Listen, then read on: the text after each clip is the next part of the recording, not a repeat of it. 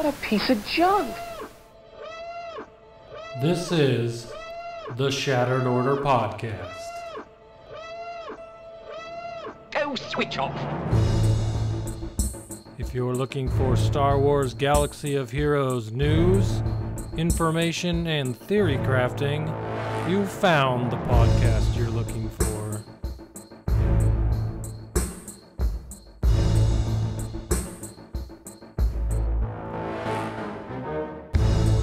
With your hosts, Goodnight Punk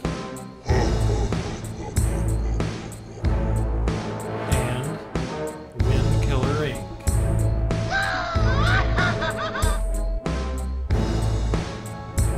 We would be honored if you would join us.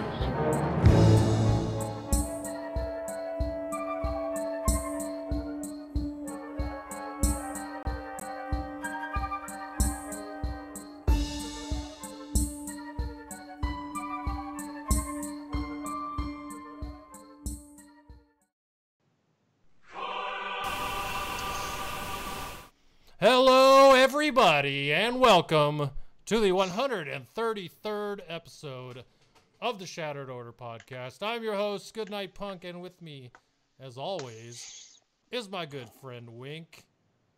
But if you might notice, there's also someone else here, right there in the middle of the screen, and that is also our good friend, Tesh Karhan, the Trivia Master. The author of trivia. I'm going to call you Trivia Master so that the pressure's even further on. Great. I thought it was Great. Lord of Trivia. Oh, yeah, that's what it was. Lord of Trivia. Sorry, my bad. Yeah. I'm just trying to get build, it right, Dan. Come on. build for the pressure for him to win tonight. And so on far, trivia. I'm undefeated in trivia so far. So Have you played it at all? actually, that's not even true. I lose every single time. I get a 0 every time. Beautiful. Nice. Cool. Well, Tesh, thanks for joining.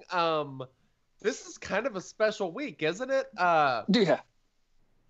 So we've always wanted to get you on. We've told you very long time ago you have an open invite, and you just randomly picked this week to decide to come on the show because, well, me, you, and Skeltrix all lined up our galactic power to see what would happen. Well, it ended up being you and I in the finals of Grand Arena. Yeah. So It worked. It worked. this is pretty exciting stuff. Yeah, you and I were within one galactic power, right? I forget where Skeltrix ended up. Yes, he was. Skeltrix and I had the exact same galactic power. Oh, really? Yeah, you were one higher than us, I believe. So. Yeah. And it worked. Yep, it worked extremely well. So apparently lining up your galactic power does work. I did talk to a couple people who didn't have quite that same luck. They're trying to get lined up with people that just didn't work. If you have issues lining up your galactic power, one thing that I do a lot is take a level 1 mod, go put it on a character, and Yep. if you're like, 50 to 100 or whatever within somebody, you can just start going up level by level and level a mod from 1 to 2, then 2 to 3, and just see where your galactic power gets you to. If you're I'm having pretty sure issues getting close, 'cause it adding can a be level frustrating. 1 mod. I'm pretty sure adding a level 1 mod just adds like 1 or 2 galactic power, so it's pretty easy to manipulate actually. Yep. It's not too much work. Just that's takes a good. few Then minutes and good to go. You can teach Craig. He keeps spitting game. He wants For those of you a who don't know- piece.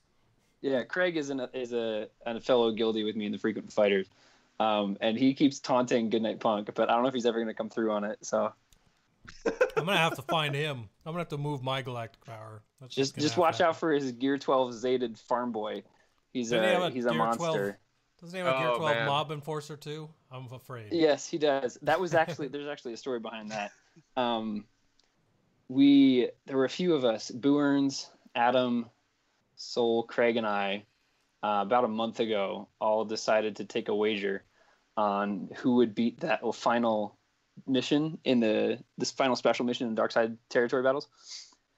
Because none of us had beaten it yet. We only had like 1 or 2 people in our guild who actually beat it. And we all decided that whoever won would get to decide somebody else for everybody else to take the Gear 12. Ugh. Yeah. So someone was very, very mean. Well, so Was it you? and we decided to just to be nice. If anybody tied, like if anybody else succeeded in beating it, then they wouldn't have to succumb to the punishment. But anybody who didn't beat it would have to be given one of these tunes to take to Gear 12. And I actually miraculously ended up being the only one to beat it, which was kind of just dumb luck, I think. But so I told the rest of them that they could choose between Royal Guard, Gar Saxon, and IG 100 to take the Gear 12. Nice. Which is probably a little bit too mean of me. And then Craig was like, "Hey, how about I take Mob Enforcer to Gear 12?" So I was like, "Oh my goodness, that was his choice." Are you serious? Wow. Okay. Dang, that's brutal. Yeah. I was gonna say, really, like, Gar or Royal Guard's really not terrible because they're actually, they would be kind of usable, especially in 3v3. Yeah, well, and that was in the middle of, I mean, really when Gauntlet was kind of meta in the fleet arena. So I didn't think it was that bad, but it's inevitably when true. the droids take back over the meta, it might be nice to have IG 100 at Gear 12. Right. That counter, yeah. That's fair. he's pretty good, I think. I just would never waste time on him right now. Yeah, right. Yeah. I used him in one of my Grand Arena battles with a couple other Empire, and it, if he was geared up a bit more, I feel like I could actually use him as a leader in 3v3 just because of the counters and everything. Yeah. That's a pretty good leader ability for that game mode. Well, you can ask Soul how he likes his, because his is Gear 12 now. So. That's who he chose? Yeah. Well, who did Bourne chose? I'm pretty sure. I need to check. I'm pretty sure he did IG 100, or he talked about it. So he almost got one of every kind. Yeah. Because Adam did Royal Guard because he was already at like Gear 11, so it was easy for him. Oh, beautiful. I'll check. Nice. Very nice. All right. So something else that's super awesome that happened this week. Thank you guys. We finally hit 1,000 subs on YouTube. So, now the next 1,000 is, where we want to get to, obviously. But no, this is super awesome. So thank you guys to everyone who's subbed to us on YouTube. Very exciting stuff. And something else. As a celebration of 1,000 subs, I'm going to start making YouTube thumbnails.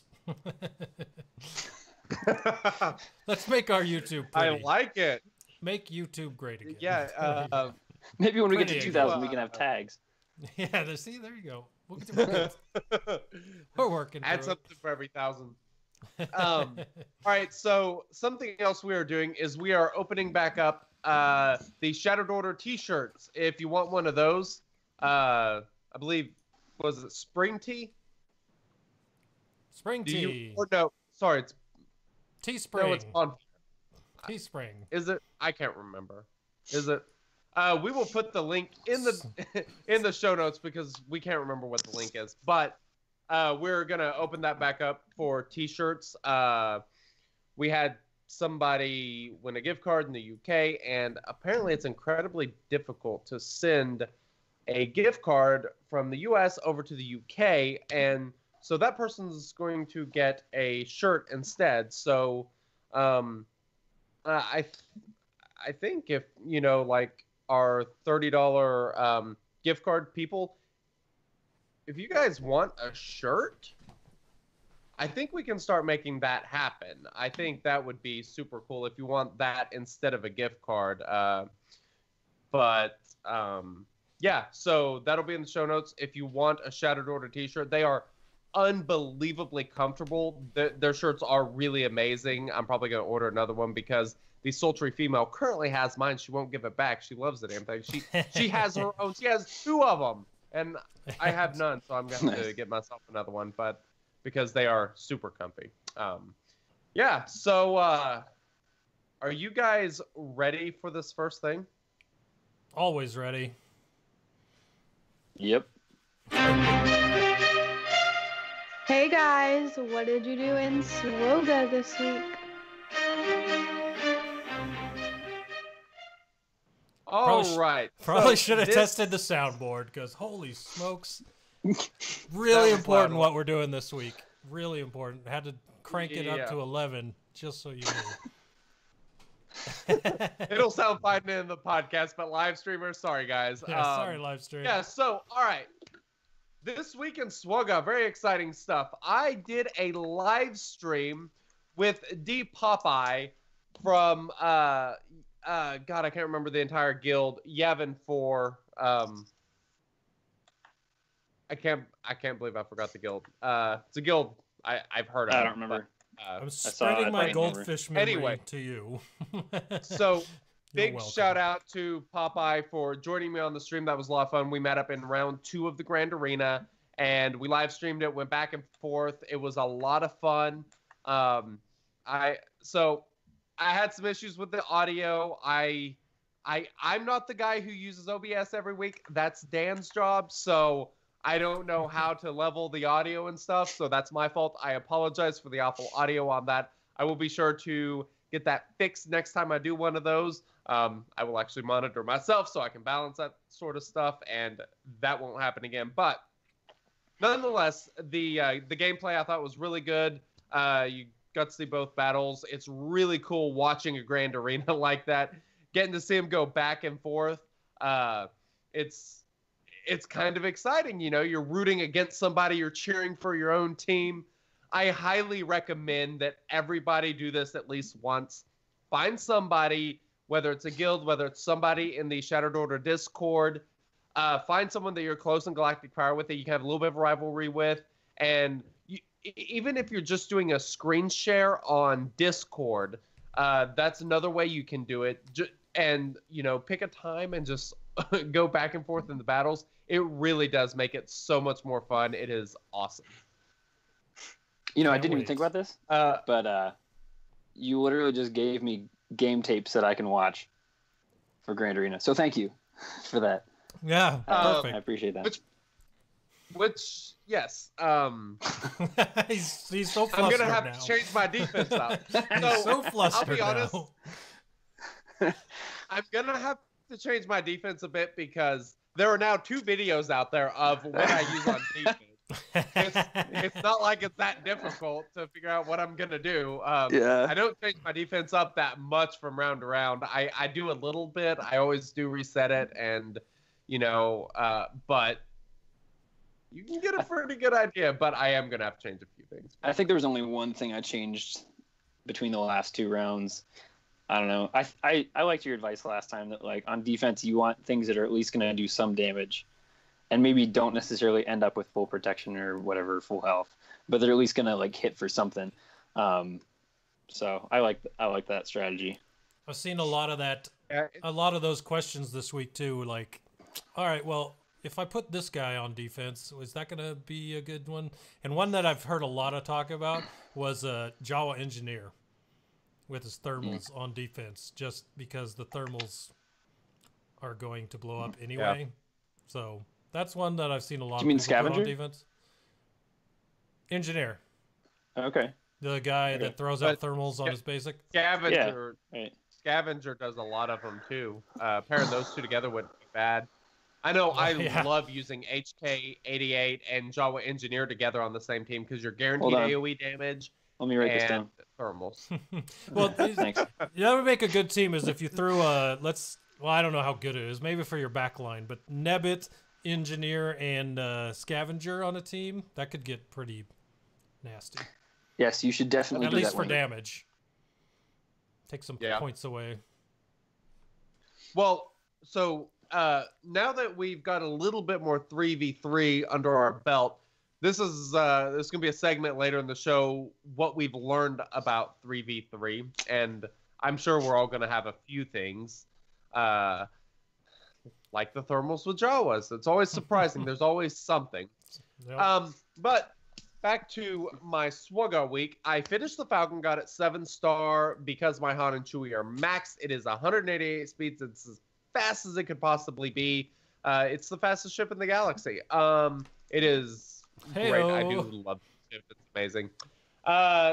So something else was I did a Twitter poll this past week because I think I may start doing this. It worked out really well. We got like 70 or 80 votes from it. I asked who people thought that I should gear up next, and the Kira and Vandor Chewie won in a total landslide. They got like 63% of the votes or something. I think I had 3 or 4 teams on there, and that was by far the winner. So I did. I took Vandor to gear 12. I zated him. I'm all in. Dodged a bullet there. I took Kira to gear 11. So that is a team that Tesh might see on defense here pretty soon. And I'm going to talk about modding him here in a moment. But the other things I did, I'm farming Basilisk on Fallen, Range Trooper, because I think Range Trooper should be a total stud with Stark and Veers in a 3v3 Trooper team because... I mean, he really adds a lot to troopers anyway, and there's not really a good third trooper to fit with them, and I think that's probably Range Trooper, so I'm working on him. Yeah. I'm farming Candrass, farming the B-28, and I'm also considering gearing Embo soon, because one thing I've found in these 3v3 is I don't really have enough bounty hunters to make 2 solid teams. I really need another bounty hunter that does good damage rather than more support style stuff like Zam does, or I guess Zam's really the one I'm referring to. She's useful, but she just doesn't help with the other bounty hunters I have. Ambo fits in with where my bounty hunters are at, and his gear is actually pretty easy. I was looking at it on Swugga, and I think I can get him to gear 11 without too much trouble. So Nice. That is my current project. What about you, Goodnight Punk? Same old with the not too much going on. But I did get something exciting going on, and that was I finished Houndstooth to 7-star. So Nice. that was pretty exciting. The only problem is I have Boba's dad, Django, is at 51 out of 85. So I'm still going to be farming that node for a while. 51 out of 85, though, is not that bad considering I got a bunch of Houndstooth shards. Oh, that's something else I did this week. I'll get into that. But anyway, so considering I got a lot of bonus Houndstooth shards this past week, it makes sense that he pulled ahead and got finished with 7 stars before Django. But I'm still going for Django because I like to have that second really good leader. But so Houndstooth 7-star, pretty sweet. But the reason Houndstooth got 7-star before the Hounds or Django, gosh, I'm losing my mind, is because I did decide to at least unlock the Millennium Falcon this week. So I did a few of those. Packs, not packs. I bought the $60 pack, which pretty much brought me all the way to unlock. So, I did that this week, but that included a crap ton of Houndstooth shards, which pretty much brought me within 80 out of 100 on the Houndstooth anyway. So, farming finished that off this week, but I did unlock Millennium Falcon. I can tell you this much. You know how I always talk about how crappy my arena rank is for ships? I have been in one day, I did a refresh on my battles. I went from 293 down to 66. Holy cow. Since then, I've stayed top 100 the entire time. So Nice. I think it's well worth it because of the extra Zeta mats, and I'm just about to sneak into the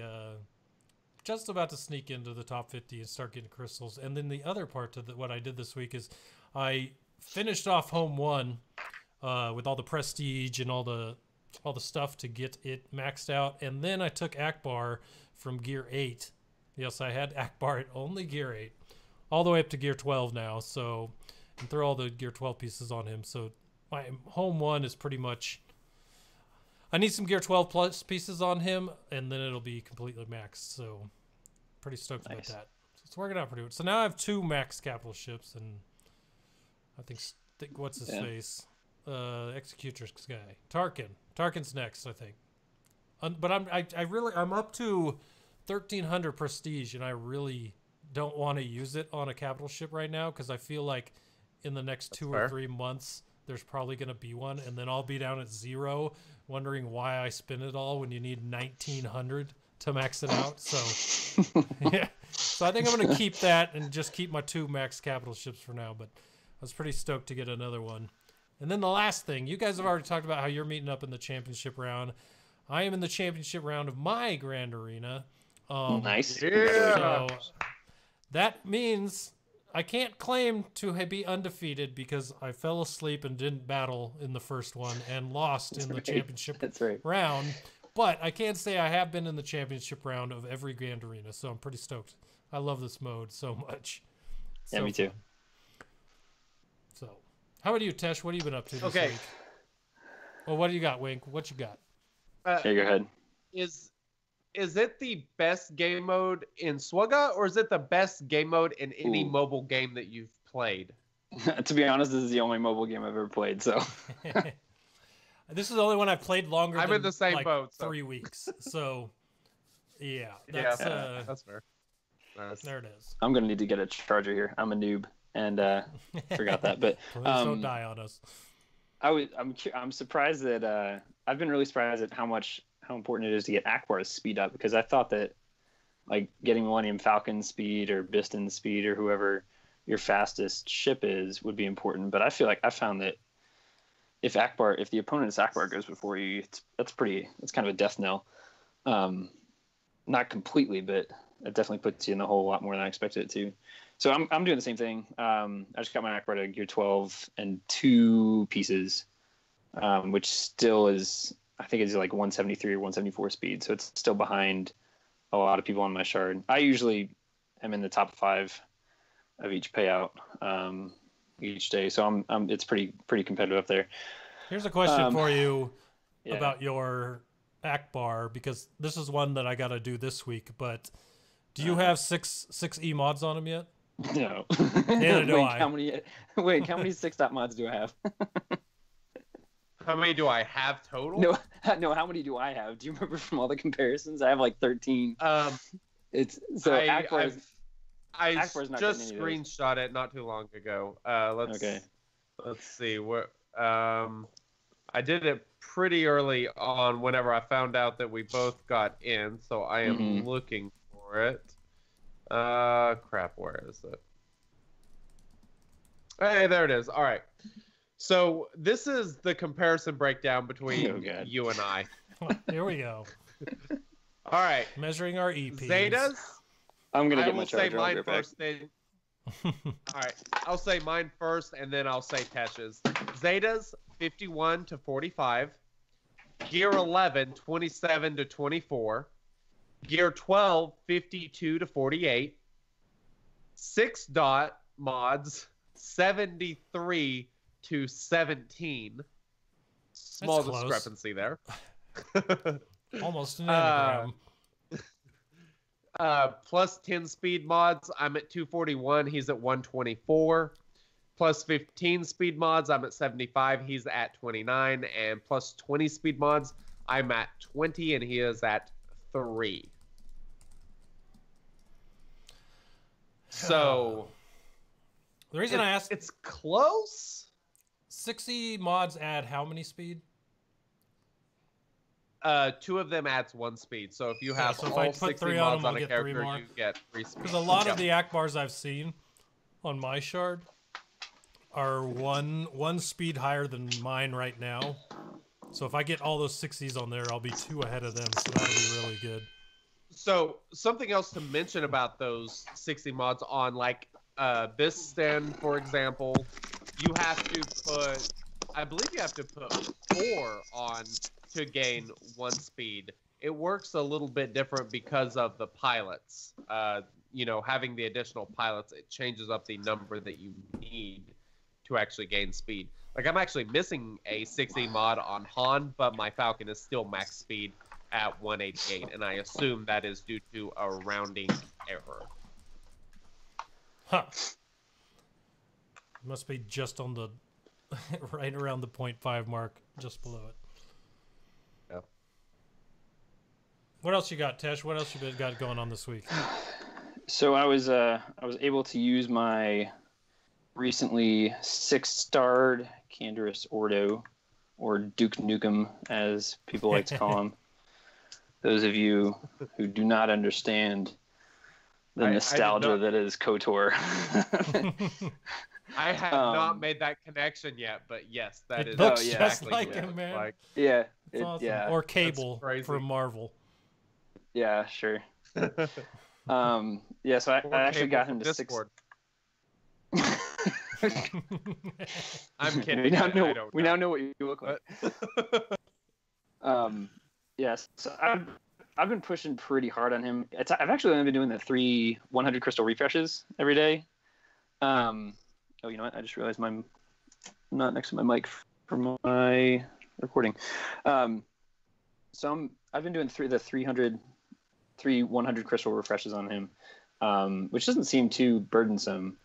And he's already at 6 stars. So, and I figure in 2 weeks, Juhani and Karth will be farmable. I guess a week and a half probably by this point. And that's enough time for me to me to finish off Canderous, and probably just like with whoever it was, Revan, that guy. That's you and me are exactly thinking the same thing with what the next 2 are. I think the next one of the next 2 is going to drop at a 20 node, kind of like T3 was low and Mission was high. Right. My Canderous is 76 out of 85, and I've been doing the same 3 100, nice. So almost 6-star, just like you. Yeah, I've been getting like really good drops. Like I think there's been like 1 or 2 times when I got 1 out of 10. But other than that, I've seen a bunch of like 6 out of 10, which I know it's just weird. So it makes sense that that's put me a little bit ahead. So yeah, so I'm hoping to get him done so I can switch to somebody else if they put somebody else on Cantina. Otherwise, I'm going back to Cruise Node. You and me both, man.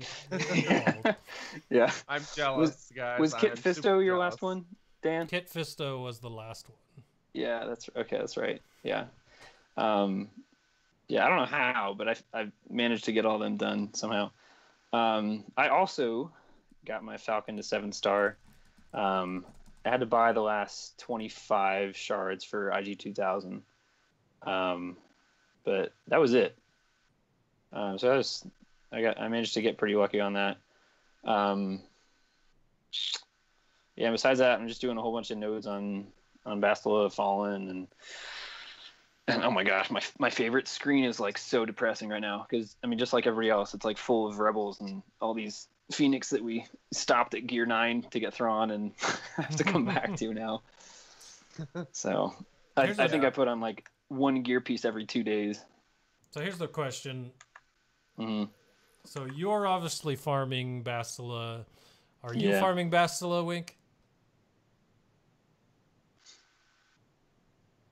That's enough. Fallen Bastila, yes. Yes. Okay. So let me ask you, how abysmal have your drops been? Because I haven't done any refreshes yet. I've come to the point now where I have to do refreshes because I feel like the drop rate's so bad. I'd say since she came out doing no refreshes a day, just doing 8 battles a day, I have gained 23 shards in what? About 2 weeks? Yikes. The past 3 days tough. I've done my 8 and got 1 shard. So it's like, I'm just wondering if you guys have as bad luck as me. It's been going okay. I don't have a huge issue with it. I think she's at like 25 out of 65 for me. Hopefully without refreshes then, because... Oh no, that's been all. Well, I guess I wasn't farming her I think I did like just extra energy at the end of the day on her while I was finishing up the bounty hunter ships. Yeah. Yeah, but they soaked up so much energy. So I went like a week and a half without farming Bastila Fallen, which kind of killed me. I was like really anxious about what that was going to do, how far behind I was going to get. But yeah, so I'm doing 24 nodes on her now a day. Well, as far as bounty hunter ships, Dang. you go with the devil you know, because you know that is actually a legendary. Right. Yeah. Right. Yeah. So, Yeah, we're all speculating on what's going to be coming next. I mean, well, let me talk about that for a second, because I've been thinking today, and it's just kind of driving me nuts. okay. We had, and I told you this in our always ever ongoing Discord DM, but we had 3 legendaries already and a hero's journey. That's a lot compared to like previous years. So unless they're gonna keep doing these legendaries throughout the year like they've never done before, I have to think that either we're done with them, or maybe we have one more, because it's getting to the point where Yeah. it's gonna have to start slowing down, because I feel like they always pack those things in certain months, and then the rest of the year it's like game modes and other things, marquees like crazy, like last year. So I don't know, man. I don't know if these guys are gonna be needed for anything, but I'm still farming them like crazy. I suspect we'll need them for something. There's always something dark side that comes in February, and I think we'll see something then. Then I think we'll see a break for a little while where we maybe get additional features as far as like maybe a new game mode and expansion onto Grand Arena. Because if you recall last year, whenever they introduced, Territory Battle and Territory War, the expansion for those came, later that next year, not too terribly long after. So I would think by maybe March or April, we would be due for a Grand Arena expansion of some form, maybe taking records into account and matching up with better rewards or something along those lines. And then as we move in later into the year, we're going to move into episode 9. And then, of course, I think by mid-year, we're going to start seeing some of those characters coming in. And you're really going to want to be paying attention, because there's going to be a few legendary events that come with that, next December or so. Maybe finally we'll get an old Luke. Dude, I'm telling you. Maybe. Old Luke, Jedi Maybe. Luke, any of those things. Yeah. Jedi It's Luke, been- we never see. Look, who's that? Who's he? Who's he? All together now. Oh, geez. It's been a year since the Sith raid came out too, right? Is that That's this good. month? Yeah, it was February. Almost. Yep. So almost. Okay. I don't know how often the raids have been created. I don't know what the gap has been between those. It's a good thing to look at. There 'cause was it a seems like it was long like a time year and a half at least between. From Yes. HAT. Because I think it was like October or November. Is it bad that I mark remember, my it life? was supposed to I come think out in We got August. Rancor. It was supposed to Yeah. come out in August, and then it came out. Oh later. right, yeah, that's right. Because we got Rancor, I think, in April. We got Rancor and Guilds right at the same time, which was around April to May. April And then it 24th, the day was after my supposed to be birthday. August, and then a little after that is whenever we saw the AAT raid. I think late September, and then it was a year and a half until we saw the Sith raid. So I don't know. I guess we'll see. But y'all have any other things before we move into the next topic? Something I was gonna say, but I forget it. I got something. All right. Since we didn't really Okay. write it anywhere else, this is kind of, I'll just bring it up now and we can talk about it. So have you guys seen that if you go into ships, and a lot of people thought, like Lincoln particularly, when you go into ships and you look at the drop downs, there's a bunch of factions. Well, some people thought that all the factions that are there for characters are there for ships as well, so it's never any news to see something there. But if you look at the drop down for ships compared to characters, every drop down for ships has a ship in it. There's no Jawas in there. There's no Tuskens in there. It's all stuff that has ships in it. And suddenly, I don't know when this appeared, but there is a Old Republic. There's a searchable thing for Old Republic in ships. I think it's been there for a while. If it has, then no one noticed it and hasn't made a big deal of it. Because this seems like it's pointing towards something. Because every other ship category has a ship in it, except for this one. And we talked a lot about the Ebon Hawk when we were talking about when we heard Old Republic stuff was coming. Well, now you got the people that would fly it. So what do you think the odds that that's coming? I just found I just searched on Reddit. There was a post like 4 months ago about it being there. Okay. So it's been there for a while. Good. I still think it's leading to something. Oh yeah, I still think it's got to be. Yeah. Oh, yeah. I agree. Yeah. Yeah. I think we definitely all agree there. What is it? What's it gonna what's gonna be required? It could totally just be marquees. Who knows? I hope that they would don't. That would be my guess. Marquee. Yeah. I hope they don't use like all the Sith fighters, probably Sith ships to get the Ebon Hawk. That would I'm a huge KOTOR fan, but that would be just disappointing. Yeah, because then you'd have to farm them. Well, I mean, I'm doing it anyway, but yeah, there you go. I'm almost 6-star on my Sith fighter with all the leftover energy I have every day. 2 or 3 sims, and I'm almost to 6-star. Yeah, I actually have been doing 8 nodes of B28 now. Well, I think that one's better than Sith fighter, so you're good there. That's true. That's true. At least it has days. Oh. All right, let's go ahead and move on to the next topic. If I was a Swogga character, how would you mod me? All right. Tenacity. Character modding. So, got a question in our Discord channel about First Order to some degree, and kind of talked about them last week to some degree, but somebody mentioned using Kylo and modding him entirely for speed because on his AoE, obviously incredibly useful.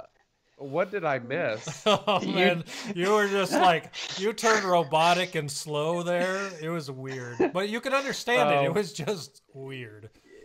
Your audio went away at like half of light speed and then came back at half of Well, that's my internet. That does not surprise me at all. Just say it something again. Something about modding Kylo for speed. Yeah, so the idea was to mod Kylo, make him extremely fast because of all the turn meter he would give to people. Now, if you're modding crew with, crit avoidance and high health and everything like I talked about last week, that might not be a bad idea because he's not going to go very often. And, I mean, you still do want him to go to some degree, obviously. That's not a bad idea, especially for 3v3. I think it's more useful in 3v3 probably than it would be in 5v5, just because you have First Order Officer, you have TIE Fighter Pilot, you have other characters that are going to be a little bit speedy. But in 3v3 especially, modding Kylo for speed definitely I don't think would be a terrible idea at all.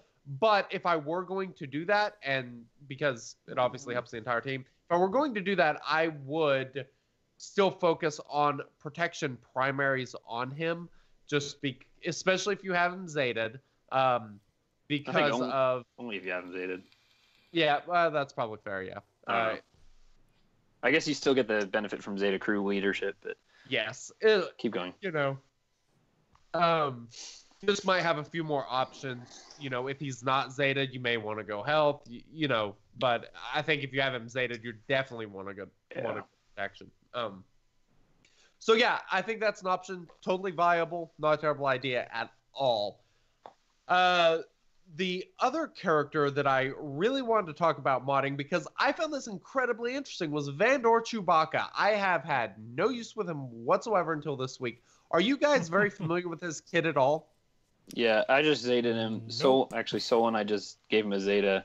and we're having a competition every time we have a territory war. We put them in the same zone, and they're both like it's both like total Gear 8 squad of like Kira, Vandor, L3, whatever, all the rest of them. And they're all Gear 8, but it's Zeta, Vandor, Chewie, and we just compete to see who gets the most offenses. Because it inevitably does. Like, they're all Gear 8 or Gear 9, but it inevitably gets a defense because people are so blindsided by it. Yeah. It is. I was concerned about how good the Zeta would be, even after going against the team that screwed me against Cubs. I was still skeptical of how well it would work because of his prepared and the way he gets prepared. So if you're unaware, that's true. If he is not damaged Yeah. after a turn, he recovers 10% protection. Or sorry, he recovers 10% of his health. He recovers protection equal to 10% of his health. Yeah. And once he gets back to full protection, he becomes prepared. He has a special ability that will use up his prepared, and his revive will use up his prepared. So, if the idea here is he's using his health percentage to fill up his protection, the idea here is that you want his protection to be as small as possible, and you want his health to be as large as possible, because that gives you the best chance for him to heal back to 100%, obviously, and plus he heals other characters with that as well. Now, if I can chime in for a second, he also has a unique that adds 80% of his max. Yeah, okay. Yes. Okay. Let me steal all of your thunder. I don't want to be invited back. No, you're totally fine. So, like you just said, his unique ability he has 80% bonus health, but he loses 40% protection. Mm-hmm. So I ran some math, and you'll be able to find this in the show notes. It'll be at shatteredorder.com/episode/133. And if you put a 5-star health primary on him, that is, whenever you consider his unique ability, what that does, a 5-star health primary is equal to 10.58% health rather than 5.88 because of his unique ability. If you put a 5-star protection primary on him, it goes from 23.5% down to 14.1% that you're gaining. So there's basically a 3.5% difference by going with protection over health primary at 5-star. However, if you go to a 6-star health primary, that is equal to a 28.8% health increase on Vandor Chewbacca. That is absolutely freaking drastic. Yeah, that's bonkers. Yes. Especially when you're talking about the fact that, the protection recovery that he gives to himself and everyone else is based on his health. There is absolutely no argument, in my opinion, to ever put a protection primary on a Vandor Chewbacca in any circumstance whatsoever. You should absolutely be doing health primaries, no question.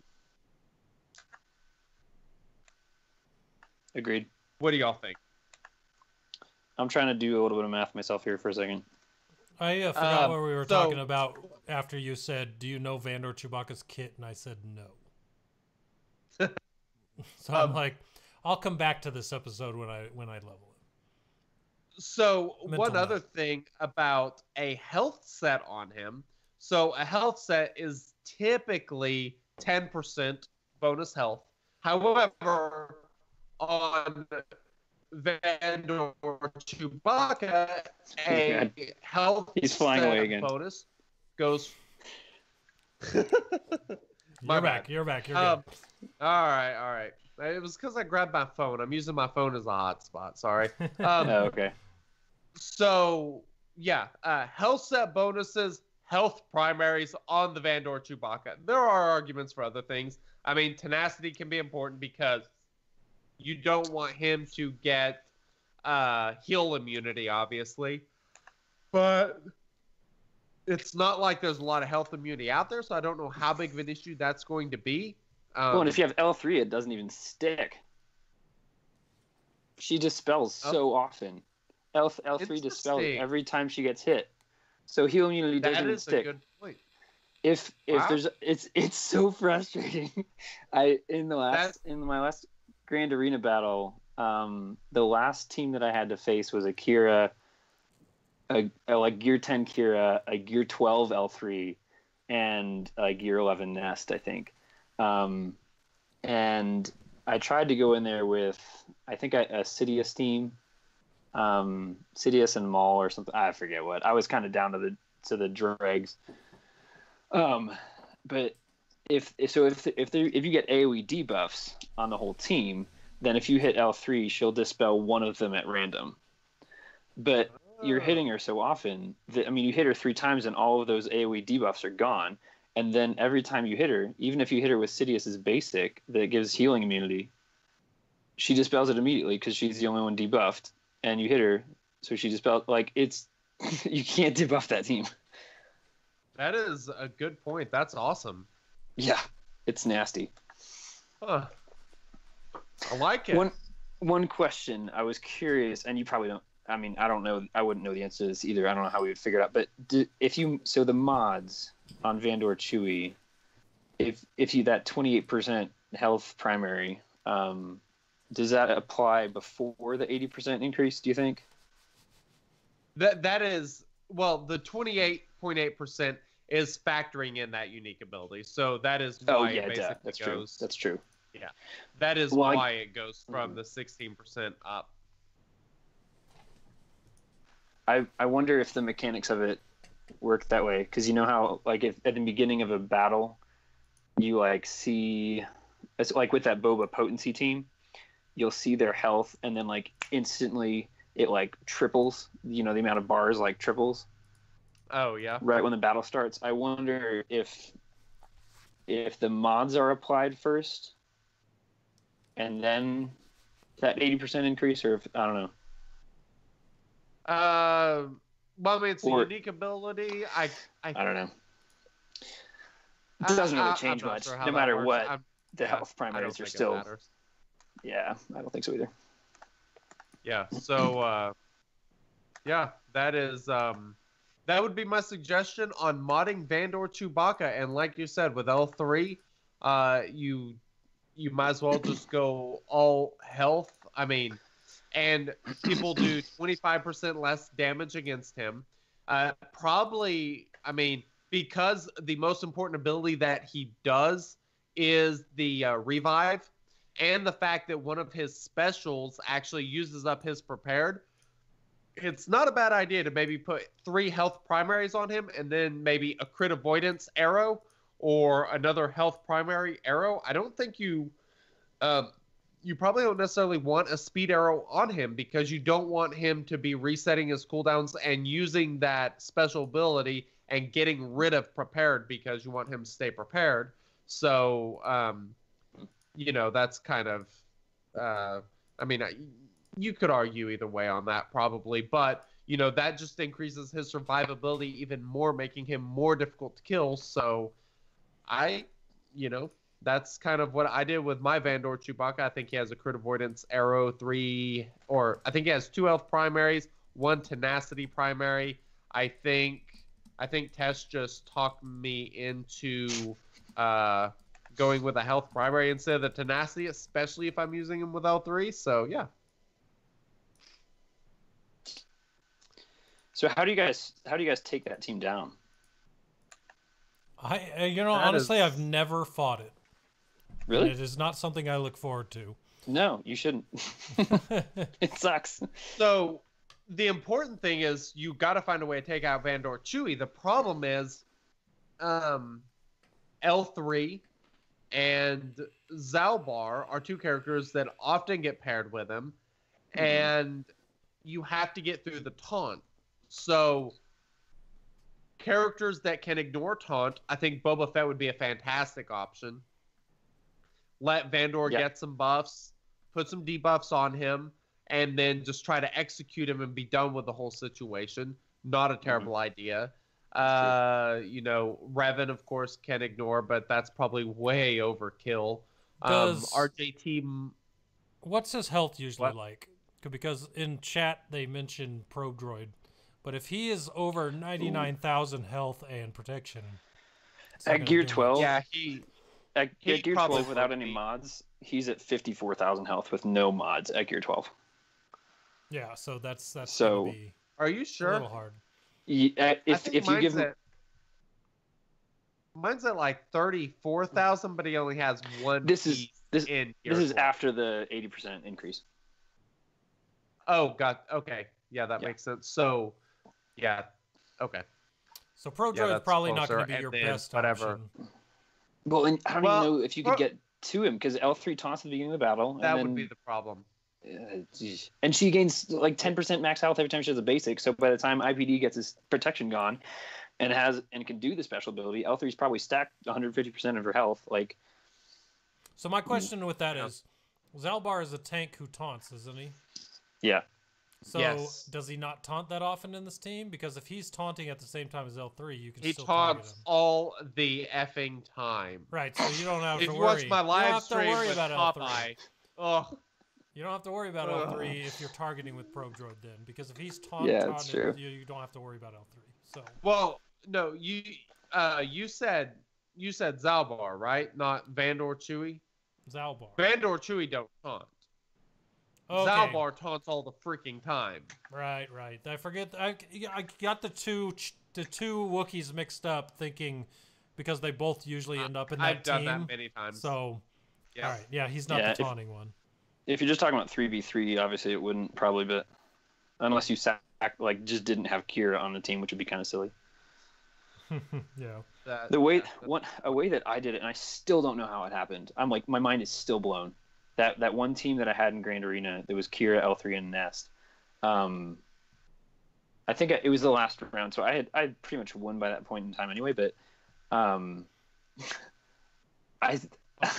this is gonna sound ridiculous, but I took in Tebow at like Gear 9, Ewok Elder at Gear 12, and Scout at Gear 11, and somehow L3 wasn't taunting.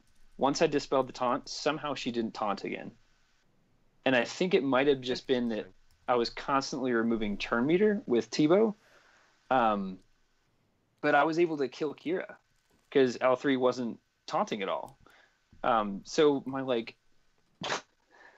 my hodgepodge Ewoks were actually able to take out their leadership, and then it kind of fell apart. But I would not recommend that. Did you have Paplu in there? No, it was in the 3v3. It was who was it? Tebow lead, Ewok Elder, and Scout. So Okay, Tebow was pretty 'cause much. I was gonna say if it was Paplu, I could understand it because Paplu would have just dispelled the taunt every time he attacked. Yeah, there must have been something about the way she gains taunt that she just wasn't able to. I don't know. Weird. Good That's question. crazy. Good Yeah. question. All right.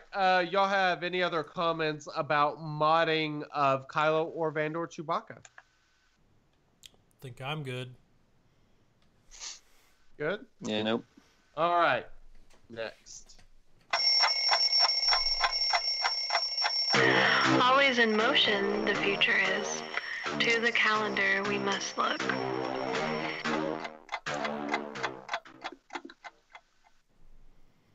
All right. Time for the calendar. There are basically two important things on the calendar that people care about. The next territory war on 128 is going to be a normal territory war. No bonuses, no special, no anything.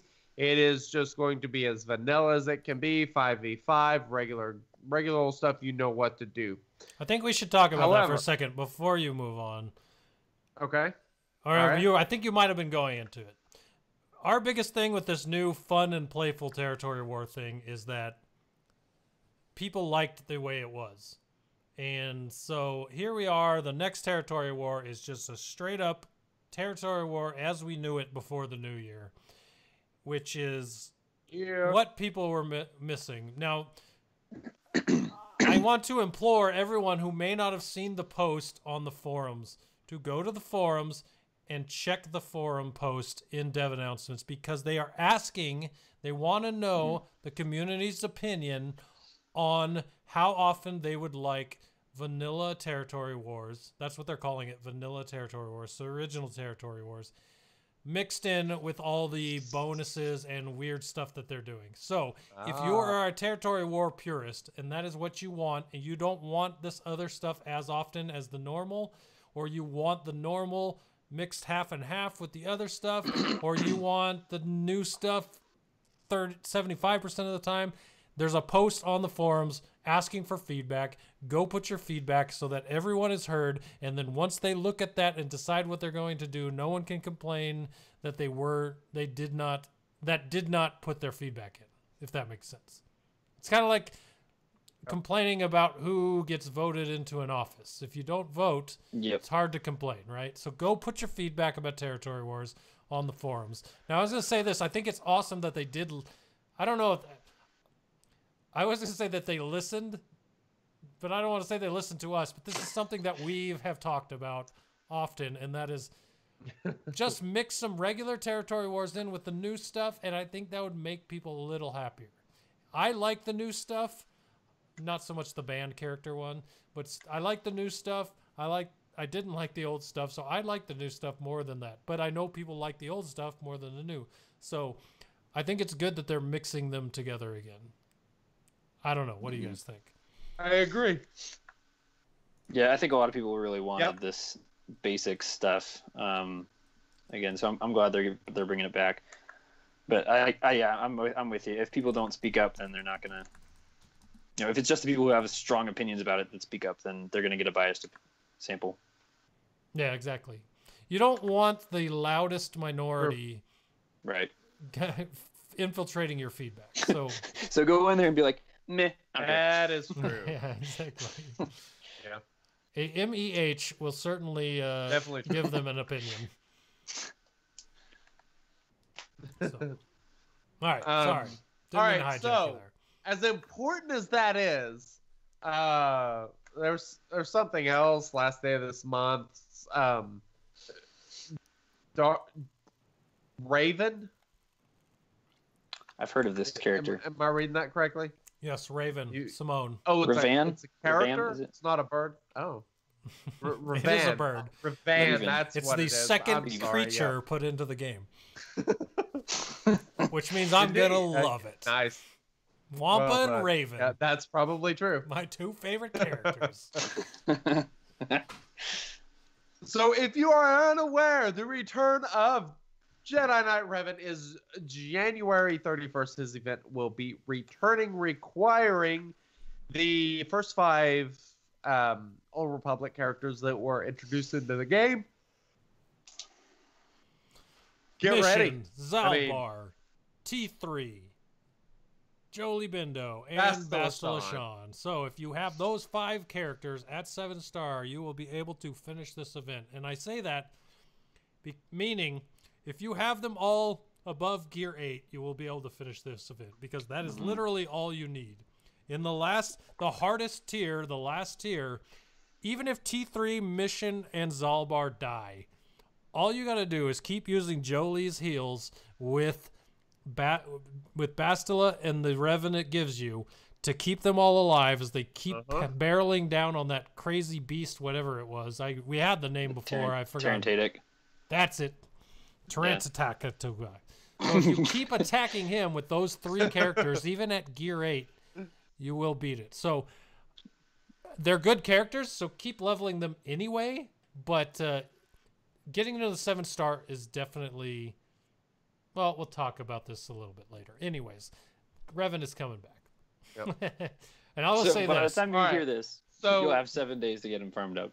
Yes, exactly. Hey, so Tesh, do you have Revan? No, yeah, I'm huge KOTOR fan. That's that's right. my go-to game on like Christmas break or things. I just go through it and try to come up with some other weird build to play it, because it's an RPG, so you can kind of control kind of the character you create, so it's a little bit different each time.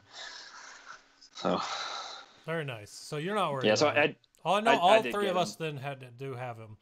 My alt account. Yeah. I can say this: 15 out of 100. No, sorry, 19 out of 100 on mission. And I have the other 4 at gear 12, and I have mission at gear 11. So all I need is that 7th star, and I have that entire team totally maxed out. I just got bored. I'm like, if I'm going to farm them, I'm going to gear them. So all of them are gear 12. They're all ready to go. Oh my gosh. That's fair. You know, that's what alts are for, right? Doing stupid things. So all my Old Republic.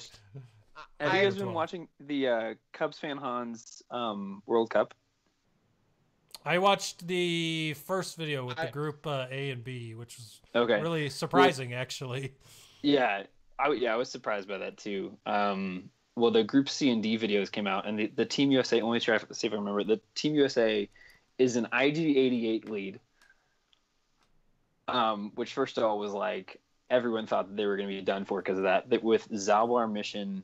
Oh man, who's the rest of it? But it was like no one expected this team to do well at all. Be any good? Is it a Zeta? Yeah, and I guess his leadership isn't a Zeta, is it? IG-88's leadership isn't Zeta, is it? No, it's not. His Zeta's the unique for the target log. Omega. But Zalbar is brutal on that team because if he's got a Zeta, he gains protection every time he takes a turn based on how many dots are out. So he's basically getting back to full protection every time he takes a turn on that team. So I won't spoil it, but it was surprising. Very nice. That's pretty funny. Yeah, man. So I think that's a good Popeye in Grand Arena. He put Canderous, Zalbar, and Mission on defense, and Canderous and Mission had Zetas. Oh, good God, that is one frustrating team. Holy smokes. Like, it is actually incredibly tough. I was very surprised because of all the assists from Mission and just Zalbar being a pain in the ass. It was quite impressive, to say the least. So, yeah.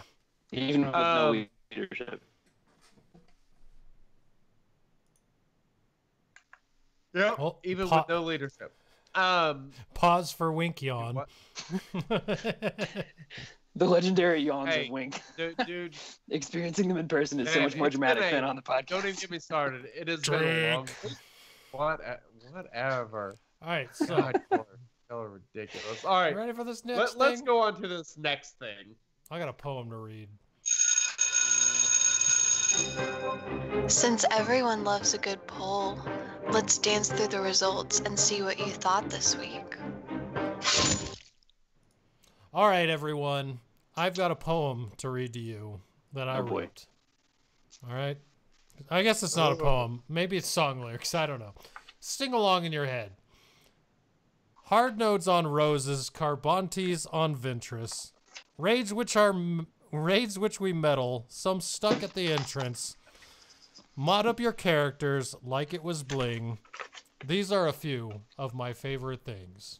So, this week's poll, we're playing favorites. I had a bunch of questions. Yeah, I had that dang. You know what? People are going to start wondering if I like musicals because I think that's from Sound of Music. It is. That's from Sound of Music. I did the Annie parody song. Listen, people, I don't think I've watched a musical since the Butcher Barber of whatever that place was. Whatever. I went to the movies not knowing that was a musical, by the way. So, I got tricked into knowing that one. But anyway. Well, I will balance you out. I'm like a musical geek, so. So you could have told me it was definitely from Sound of Music. Yeah. I've been singing Mary Poppins all week. Perfect. Well, I wanted to ask people some questions about their favorite things in SWGA. Now, not necessarily things that we normally go into every time we talk about SWGA, but just some of the kind of things that are just kind of out there. And the first one I had was favorite way to ingest SWGA content from creators. Now, I know this is a podcast and asking this questions. I didn't actually think it would get skewed towards podcasts, and I don't want to believe it was, but maybe it was. But here it is. answers you could have put were YouTube videos, YouTube and Twitch streams, podcasts, or written like websites and forums. 61% of the vote went to podcasts. So part of that, I'm sure, is the fact that we asked podcast listeners, but as I've said many times, might have something to do with it. I put this questionnaire everywhere. Like I put it in at least 12 servers, and some of those people don't even listen to the show. So maybe that's where the other votes came from. I don't know, but 61%. Now, if we go to the other three, 26.1% said YouTube videos. I can't tell here. So the next highest was 7% for Twitch YouTube streams, and the other 6% were for written website forums, which is funny to me, and because Reddit just loves to say how much written anything is better than everything else, but it is the lowest percentage on the spot. That's really interesting. Very interesting. I would put written on there, and you'd think the people would be like, I don't want to watch a kit reveal, but that's fascinating. I was between written and podcasts just because I have time in my life right now to listen to podcasts, but I don't really have a lot of time to watch videos because it takes internet. Well, that's a funny thing too, right? Like everyone can get. That's why I love doing this show. Everyone can get in a car and drive and have something to listen to. That's what we do. You don't have to watch anything unless you watch the live stream, and you're probably not doing that in a car. But as a podcast, you can listen to that anywhere. Yep. And if you have a long drive to work, a 2-hour podcast, I'm speaking like on the low end of our time frame for our podcast. But if you listen to a 2-hour podcast, you can probably listen to it on your drive for 1 or 2 days, which is perfect, So I don't know. Before we started this podcast, I can say that I did listen to podcasts about the game more than any of the others. And that's probably what spurred me to do a podcast, because back in the day there was I can't remember their podcast anymore, but there was a group of 3 dudes that sat around a table with the world's worst microphone and recorded a podcast and put it up every week. And even though that you could barely hear what they were saying, I listened to that every week. And then, I did listen to Galactic War Report for the first few weeks before we started ours. I listened to them once they came out because, as we've said several times, they had 9 episodes, I think, before our first episode. So I listened to them a little bit before we got started. So podcasts were always my thing. I don't know. But how about you guys? What was, if there wasn't, back in the day, what have you done the most since the game came out? For me, it's easily podcasts by a long shot. Actually, I didn't even.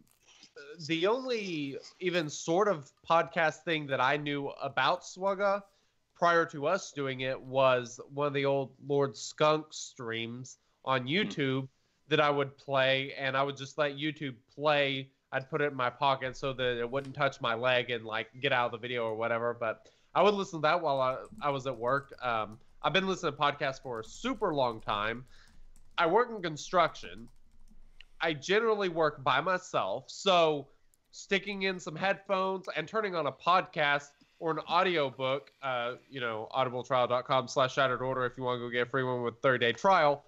That is just, it's so easy for me to listen to something like that and go through my day. So that was what really turned me on to the idea whenever you brought it up in chat was like, you mentioned the idea of maybe doing a podcast for our guild, which is how this whole thing started. And of course it grew and expanded, but I've always been such a big podcast fan because they're so easy to listen to while you're driving, especially for me while I'm working. Videos and stuff just take so much more time for me to get into. They're great if you want to actually watch a strategy or something, but I think that there's so much more that you can consume through a podcast while doing other things and still being productive. So that's what I like about them. What about you, Tesh? It's a good point about the raid videos, because I like the stuff that Skelterx puts out, for example. Like, you can't really do that in audio format successfully. So I think that's about the only thing that I like to watch videos on. And man, oh man, that dude is like, he's, I think you guys heard he was in our Grand Arena too. He actually, he didn't make it to the finals, but then I realized it's because he has everything modded probably for raids, and he's like a complete monster at raids. But yeah, I started. I think I was on the forums for a while, and once the first arena meta that I got on board with was the HK droids way back when. And once I started doing well in the game, I started to listen to some of the podcasts like you guys and Galactic War Report. I think, how long has Cantina Visible been doing it? Sparrow and Stan? I think they started maybe like 6 months, 7 or 8 months after we did. Okay. Something like that. Yeah, I don't know. They're getting up there in episodes. Let me see. Quite a bit longer than that. You might be right though. Yeah. Well, what are they at? 70 maybe? I'm looking at their. I can't remember. Post in our forum, and it doesn't have a number on it. So never mind. Their other one. Unbelievable! Damn it, Stan and Sparrow. Yeah, our buddies there. Steal our thunder. There was always Swugga in Depth. Swugga in Depth was another podcast. That turned into a monthly YouTube podcast, and then they have Rebel Force Alliance. That was another one. Sad to see our buddy. They're not doing it anymore. Yeah. I think not to hate on the podcast I'm on, but I think my favorite podcast was Cheat Code Visa. I don't know if you guys ever listened to that. Yeah, Scotty. Yeah. Scotto. Scotto. Yeah. That guy was cool. He's since quit the game. He was like a mega whale. But Scotto quite a bit. Yeah, oh man, those were like hilarious. I still remember driving to work one day when he was like ragging on the devs, and I was like crying in tears, laughing. Oh man, those were funny. But yeah, this obviously became my favorite because I decided to start helping out with trivia. I think that's like the coolest thing. So, well, we appreciate that for sure. So yeah, for sure. Going on to question 2, I kind of brought this one into the Wink versus Punk fight just to see what people out there thought. The second question was, who's your favorite Guild event character? Wampa versus Hermit Yoda. And you know what? It actually ended up closer than it was halfway through the day. Because halfway through the day, it was 68% Wampa. That's 68% Wampa. I'm not going to try to do the math for the other percentage. But it dropped down to 56% to 44%. So a little closer there, but Wampa still takes the edge. How about this? Question for you, Tesh. Putting you on the spot. Who's your favorite of the two? Oh, God.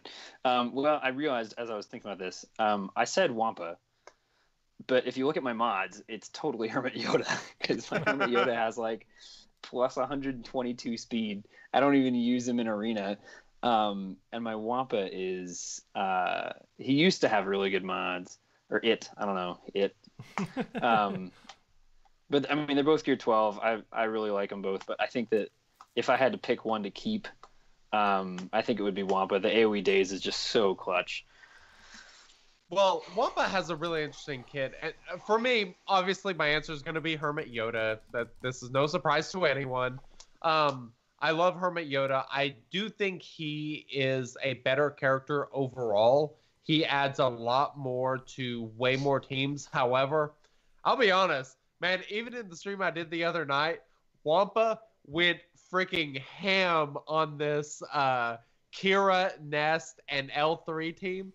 It's just, I mean, he gets the protection up, put some nice sliced health primaries on him, give him some crit damage, and let the beast go. He's just nasty. I love him under a Rex lead in 3v3. That is one of my favorite teams to use on offense. I will be perfectly honest there. It's because it is a total kick-ass wrecking ball, whether you're taking out rebels or anyone who assists because of the days. He is I would say he is a more fun character to use, but he's not a better character. I respect your opinion, as do 44% of people. I'm going to underline opinion in that sentence. Yeah. All right, so question 3 is favorite new PvP mode. And I guess I kind of put something in there that wasn't new. I put Territory Wars old, Territory Wars new, and Grand Arena.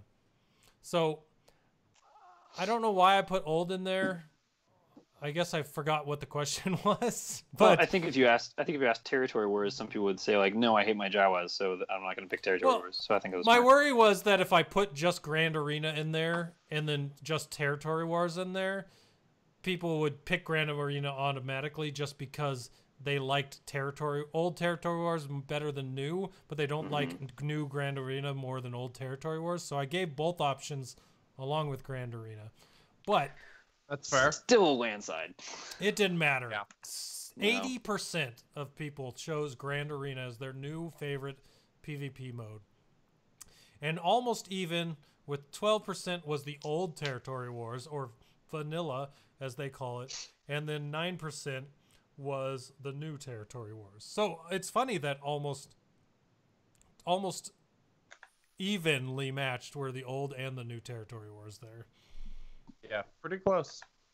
For sure. So. And the old ones had a slight edge, which isn't too surprising, but I mean, 4 out of 5 people basically said that Grand Arena is the way to go, and I don't see how you can argue otherwise. It's amazing. Recommend.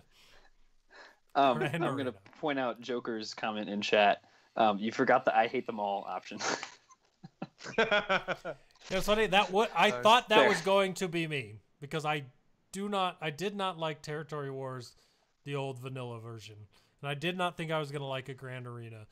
I'm winning all the time in Grand Arena, so I like it. Once I start losing, then I'll probably go and I hate them all. But who knows if that'll happen. I had a roster that wasn't fluffed. I just never took the time. Here's the funny thing. A few weeks before Grand Arena came out, Wink told me that he had taken all his characters to Gear 7 at the least. And I'm like, you know what? Why haven't I ever done that? It's so easy. I need to just go and do that. But I'd never done it. Most of my characters that are 7-star and not used are level 53 Gear 1. So at 3.6 million GP, my roster is all characters for the most part that I can use to battle in Grand Arena. So it's working out really well for me in Grand Arena. That's why I'm liking it. So there is that. Nice. All right, so the next question was favorite place for mod advice. Now I didn't want to be biased here and put I like to go and bug Wink in Discord chat because people do that all the time. That would have been a better answer. People do that all the time, and I don't think it bothers him. I just think that he's got advice. He gives it. People ask it. There you go. So if you want some mod advice from the Shattered Order Discord, go to discord.me/Shattered Order and join, and you can do it yourself. But see that? Another plug. Hey, also, if you go to patreon.com/Shattered Order, we have a Patreon level in which I will do a Skype call with you, and we can talk all the mods you want for 20 or 30 minutes. Like, see, that's a thing too. So perfect. So the answers I gave for favorite places for mod advice were Swugabot. So if you have a Swugabot in your Discord channel or server for your guild or your alliance, that is a good place to just ask what it is. And I didn't think about this fact, but Swugabot I think pulls its mod advice from Crouching Rancor. So I guess we can add Crouching Rancor and Swugabot's percentages together because they're pretty much the same thing, only done in different places. Swugga.dg mod meta, which is a new thing. If you don't know about this, by the way, go to Swugga, which is actually swgoh.gg. That's the website. Go there. There is a mod meta tab. So if you go to whatever character you want, it will show you how pretty much everyone has these the majority of people have these characters modded. So it's a good way to see how the community mods their characters. It's relatively new. Some people who are listening to this probably never seen it, but if you go to swugga.gg and go to the mod meta, you can look at mods for characters based on what the community's doing. So that's another one. I would like to make a comment about that, though. Okay, go ahead. If most people are doing it, it's probably wrong. Ooh, that's elitist of you. I mean, it is a little elitist. However, I mean, most people follow the general same advice, speed's all that matters. And for some characters, that's important. But there are many, many characters in which that is not great advice. And another good point brought up by Joker in Twitch chat, it does not tell you secondary stat priorities for the mods that you put on them. Yeah, it just tells you primaries and sets. But Wink, I think you kind of make a good point here. What would you guys put on Enfys Nest on the triangle for Enfys Nest? It depends as a primary for the primary. Level. It depends on her gear level, I think. Lower gear levels, I mean, I kind of think survivability is going to start being a little bit more important. Higher gear level, where she has the survivability already, your crit damage or crit chance might be more important, but she gains stacking crit chance. So, yeah, probably not crit chance, but crit damage would probably be good. Now you got me wondering. Let me see what's on mine right now. Well, while you're looking it up, so to me, though, of all of the triangle primaries you could put on her, I mean, maybe defense, I don't know about defense, but like, for me, crit damage is the last one I would put on Enfys Nest, because if you have, no, it's not even the Zeta. She gains stacking crit damage per buff that comes out throughout the battle. The Zeta is the health steal, I think. So she's gonna gain. I thought she gained crit chance. I'm sure. We'll check here, but no, because I remember I used her in arena for a little bit. She gains. So okay. Hold on a second. I just pulled it whenever up. an enemy Alright, whenever enemy loses a buff or debuff, Nest gains plus 2% crit damage and health steal stacking until the end of the account. Wow. I feel like a noob though. There is something about crit chance. There's crit chance, but you are right. She does gain the crit damage. The health steal is the Zeta part, but the crit damage is always there whether you have the Zeta or not. Yeah. And so whenever she is damaged by an attack, she gains the plus 30% crit chance. The crit chance stacks with her bonus protection. So she don't really need stupid. Crit chance.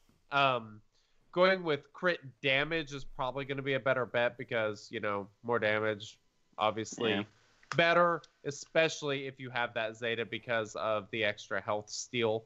And, once you start stacking that crit chance, you want her to recover as much as possible, which means doing as much damage as possible. So, yes, crit damage is probably the way to go. Or maybe, if not, maybe go with a health primary. That way she has even more health that she can recover and faster stacking.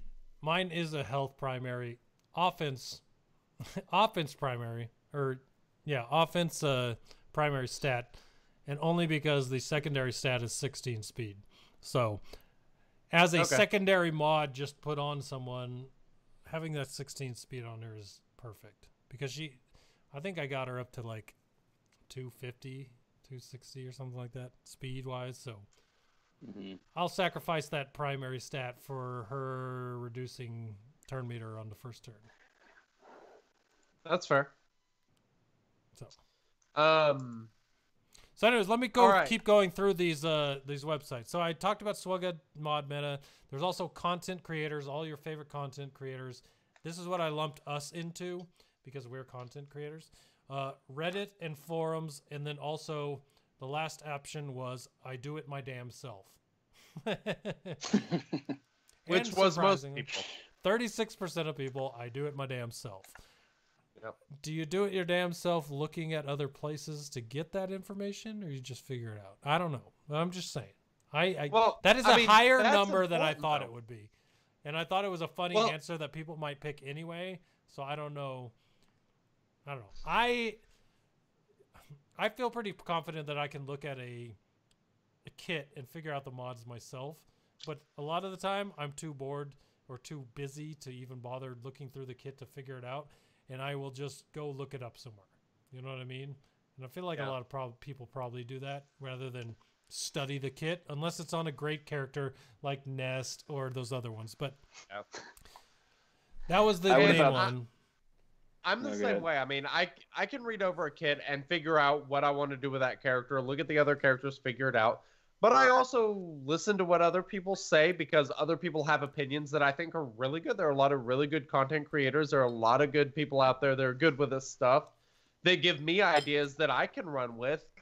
But whenever push comes to shove, I'm going to trust my opinion over anyone else's and go with that. But, I mean, I think, finding ideas all over the place is certainly a good idea. Well, certainly, because you can find something you never thought of. And that's why we do our mod section of the podcast, because while we don't think people can't mod their characters themselves, we're hoping that we can bring stats or concepts to life that people never thought of, Obviously, we don't do mod sections because we're like, okay, let's spoon feed you how to mod your character because you don't know. No, it's like, hey, did you ever think of this? You know what I mean? So 28% of people were content creators. Let me just finish it off here. Crouching Rancor plus Swugga Bot was 25% of people. And then you had Reddit forums was 10 or 7%, and the smallest number was the mod meta. So maybe people don't know about, maybe people are really heavily relying on that stat projection. So there you go. Well, one thing that I think is interesting, like the Grandmaster Yoda modding, for example, I don't recall anyone talking about that before I started talking about it. But every time I see anything on like Facebook or Reddit or something, and people start talking about Grandmaster Yoda, everybody always talks about how speed don't matter, it's offense. And I'm like, did they hear that from me or did they hear it from someone else? You started this whole thing, Wink. I kind of feel like I did, but you were the seed. There's all. I mean, I'm sure someone else probably came up with the idea too, but I feel like I tried to spread that one like wildfire. And every now and then you get those really great ideas. That was one of my really great ideas. I won't have another one. Well, it's kind of similar to people were incorrectly modding Resistance Trooper for speed for a very long time. Yeah. Really? Whereas he doesn't need... Well, RJT was the big changer for that also. Well, right, but I mean, like, even after she came out, people left their speed mods on Resistance Trooper when they really didn't need to because of all the exposes. So, that's Going to the next question. Favorite type of event? There's a lot of event types out there. Assault battles, mythic legendary events, Omega battles, galactic bounties, contraband cargo, Ewok Night Sister special events, and the mod credit droid smuggling events. So, Wink, why don't you break this down? All right. So this is this is just completely and totally shocking on a few parts, in my opinion. So, all right. So down at the bottom, the Omega events, people do not seem to care about at all. The contraband cargo, people don't particularly care about. I think the one much person at all. who voted for this. Sorry, I think the one person that voted for Omega Battles probably just picked it because they're really lazy. And you can sim it. That's totally possible. Yeah, that's totally possible. So and that's only a recent thing, being able to sim those. Omegas are important though, but the contraband cargo had 4%. Mod credit Android smuggling events only had 9%. I find that really surprising due to the serious credit crunch that everybody's in. The Ewok Night Sister events, which are freaking Zetas, 10%. Like, that's really surprising that those were that low. And then you move up to 16% for Galactic Bounties, which Galactic Bounties are okay. You get some character shards, but it's okay. I'm surprised that one's that high. Assault Battles also at 20%, or sorry, just above that at 20%.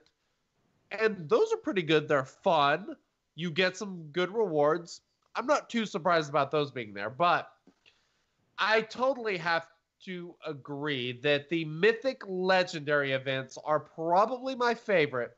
And the reason is because you get some super kick-ass mods out of that thing. I mean, you get gold and purple mods, 5-star. You get mods that are sliceable to 6-star.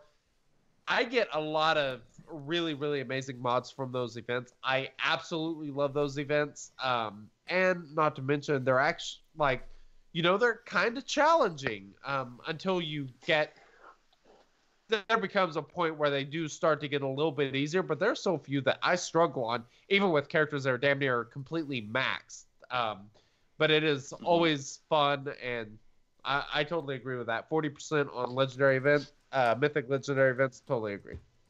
I think that a lot of people saw this question, and instead of looking at the gear, the loot from it, they just looked at it as which ones do you enjoy playing the most, and that was how I looked at it. Like those mythic legendary events, some of them just like the Thrawn one. My Phoenix is still like gear 8 and gear 9. I hate that one. Like I think I beat it once just to get the like free 2 Zetas or whatever it was, and I haven't beaten it since then. Dude, that event got reset at some point because I can't sim the first one anymore, and I refuse to go in with my crappy Phoenix and 3-star it again. I'm like, nope, never doing that again, ever. Nice. So unless they are geared, unless I do a gear on those characters at some point, then I'll do it. But right now, I'm not like riding that struggle bus into the sunset. Yeah, that's totally fair. I chose the Galactic Bounties one. I feel like those are short, they're challenging, and challenging. They're like the assault battles. I just hit auto every assault battle because it's just 8 waves of nonsense for like they take like 5 minutes to do even an auto, sometimes more than that. But the Galactic Bounties, I can if I'm focused on it, I can beat it in 2 minutes and be done with it. Here's a quick poll between the three of us. Do assault battles need something beyond mythic tier? Oh, okay. You know what? You brought my point right into the forefront because I was going to say my favorite event is assault battles, but they need something changed.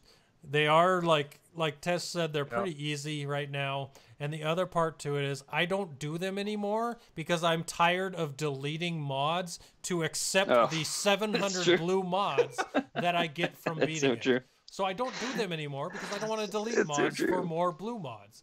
And then you can't delete them out of your inbox because they just, you have to sell mods to pick those out of your inbox. I don't do assault battles anymore because of that.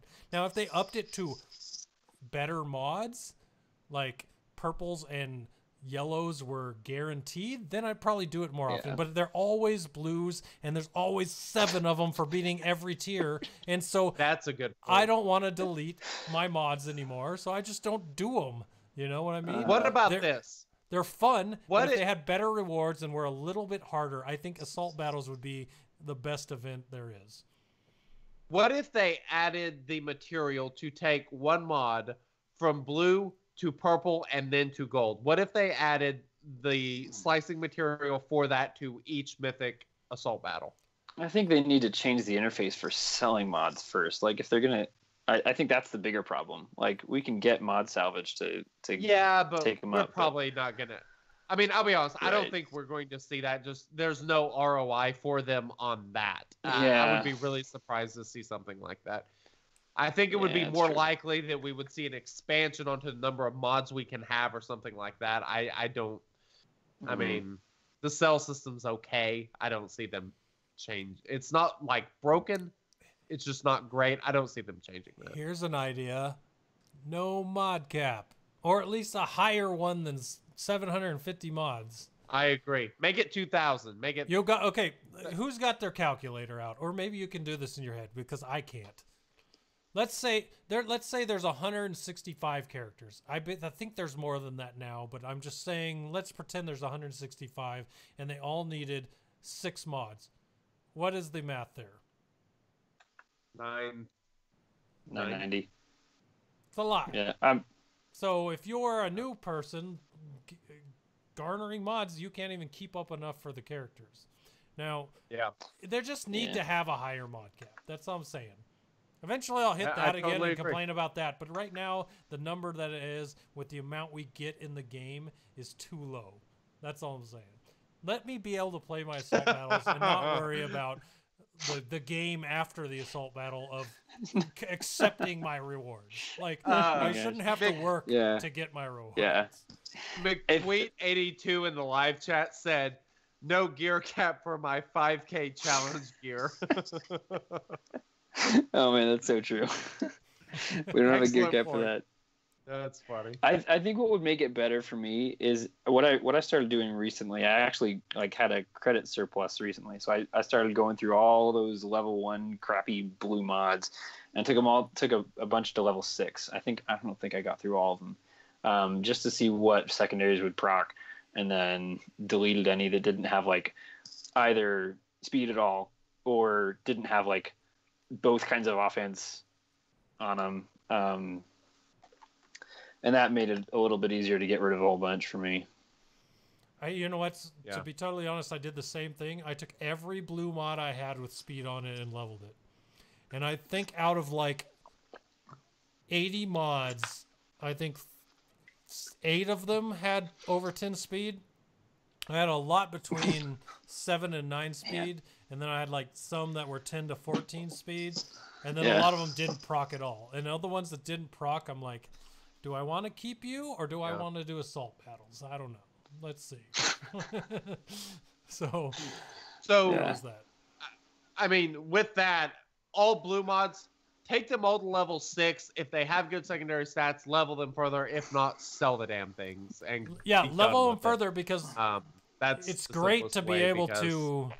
It's great to be able to slice them up and see if those great stats work, and that's why I did all those with the speed, because all those 8 mods that were above 10 speed, once I get the slicing material for them, I'm throwing it right on them and seeing how high they can get, because I think I sliced 3 mods this week that were 100%. blues at 12 or 13 speed up to 18 to 20 speed. So Man, it's worth the investment. It's just you gotta put your mind to it with mods. Yeah. If you don't care about mods, they're never gonna care about you.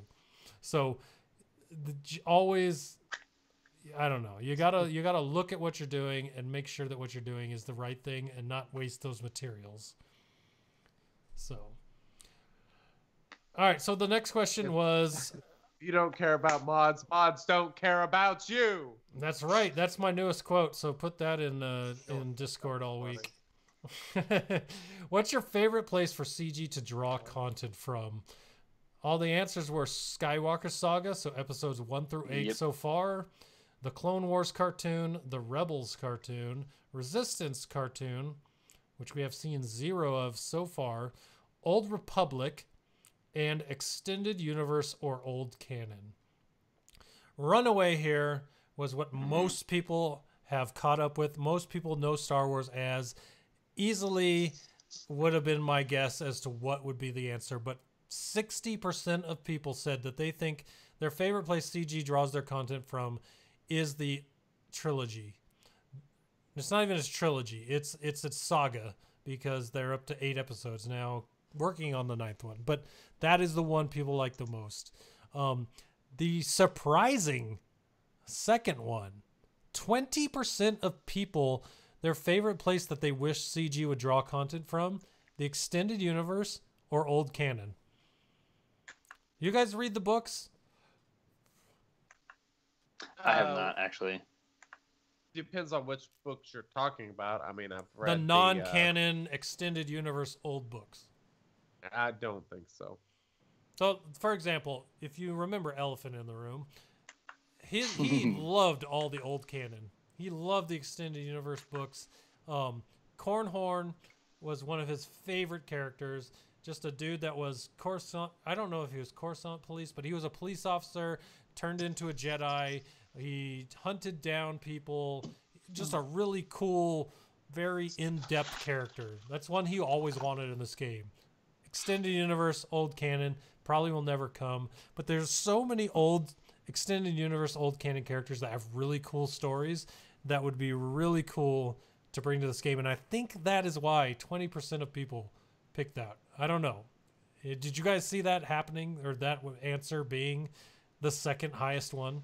I expected the Clone Wars cartoon to be really high because this game has so much from the Clone Wars. I didn't know probably a third of the characters that are in this game before I started to play it, because they were in the Clone Wars and I'd never watched the Clone Wars. So I expected that to be higher, but apparently people don't really like it as much as the developers think they do. Yeah. I don't know, man. It'll be interesting to see. I think one of the reasons we don't see a lot of them, besides the fact that some of them aren't canon anymore, is the fact that they're in books and there's really no visual cues to build a model around. You know what I mean? Oh, that's true. So it would That's have a good to be point. like official drawings or pictures of these characters for them to even have a model to work off of. You know what I mean? So Makes sense. 10% of people said the Clone Wars cartoon, which if I were to pick, I would go the original saga along with Clone Wars. I think Clone Wars have just so many awesome characters in there that aren't in this game. It's a great one. That's 10%. The next highest was Old Republic at 7.8%. So 8%, which I'm kind of surprised. I'm not surprised that Clone Wars was higher than Old Republic, but the fact that they are so close is kind of surprising to me.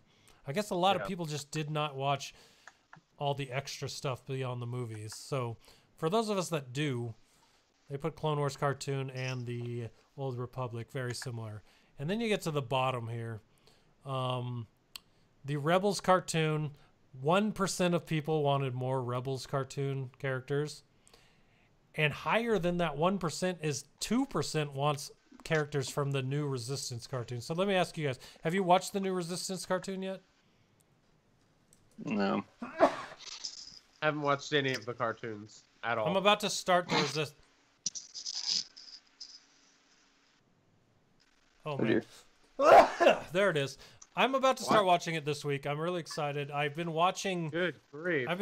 I watch Disney Channel a lot for my kids love the Disney Channel, but they keep showing the Resistance previews for the show and showing like holograms of Phasma talking to the First Order, and like there's just a lot of cool stuff going on there I want to watch. But yeah, I'll be watching that soon. I still have not watched a single episode of Rebels, another one that people love. I don't know. I just hope that we see more Clone Wars and original trilogy stuff this year. I mean, how cool is it to see C-3PO and the Han's Millennium Falcon in the past few months? Yeah, I was really worried about how C-3PO's kit was going to come out. I thought I was not excited about that, but I think they did a pretty good job. That was pretty cool. Thank goodness we can auto the tank raid now. All right, so moving on. This is not in the favorites category, but a few questions that I just thought would be fun to ask. And I still think the answer to this question is tainted because it just came out. But anyways, a couple more for fun. Which ship do you think is the best in the game if you had to choose? You and I had this argument the other day. If you want to have it now, I'll still have it. But Which ship do you think is the best in the game if you had to choose from these two? I put Houndstooth and Han's Millennium Falcon. 66% of people said Han's Millennium Falcon.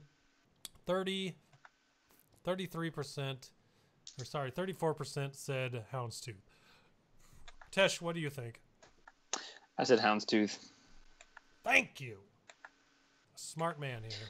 I mean, he's still in the meta. Like, I mean, obviously Hans Falcon is clutch, but I mean, even with the Dispel on basic, like, I think if there was anything you could have had that would have taken out the Houndstooth meta, it would have been a Dispel on basic, and it's still around. So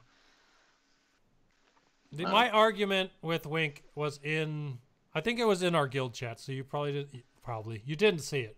But my argument was that the Houndstooth is a better all-around ship. It fits in any meta.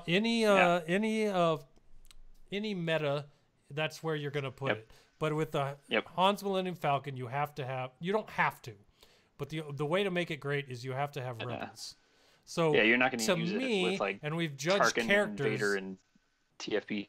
Right, so like we've judged characters this way for the longest time, like Thrawn or any of those characters that we really think are great with their overall utility. Han's Millennium Falcon in a rebel team is ridiculous, but you can put Houndstooth in anything. Now, I see Wink there. I know he wants to get his 2 cents in, so I'm gonna let him. But I still feel Houndstooth is the better ship. So, all right, here's the deal. 66% of the community and only 33% of the people on this podcast are correct. Time out. It's when did Han's Millennium Falcon come out? When did it come out? When did what? When did Han's Millennium Falcon come out? Recently? Why? What's that Is matter? that the new hotness? Would that be the new hot pick for a question like this? I'm just saying. I understand. You think just because it's newer means that it's better? No. This is why I didn't want to put this on this question. People perceive it as better because it's newer. No, some people do that. However, the Millennium Falcon is better than Houndstooth, not because it's newer, but because it's better. I know this is new news. Surprise. However, something that is that good that makes other ships that good, it's not as plug and play as the Houndstooth. If we are talking what is the better plug and play ship, there is no argument. It is the Houndstooth. Whenever we are talking about what the better ship is in the optimal situation or subpar situations, if you're giving a set of resources, what can you do the most with? The answer is the Falcon. Okay, Wink, I have a question for you. I think that last statement was completely wrong. Here, I got a question for you. Who's the better character overall, Thrawn or Revan? What do you mean overall?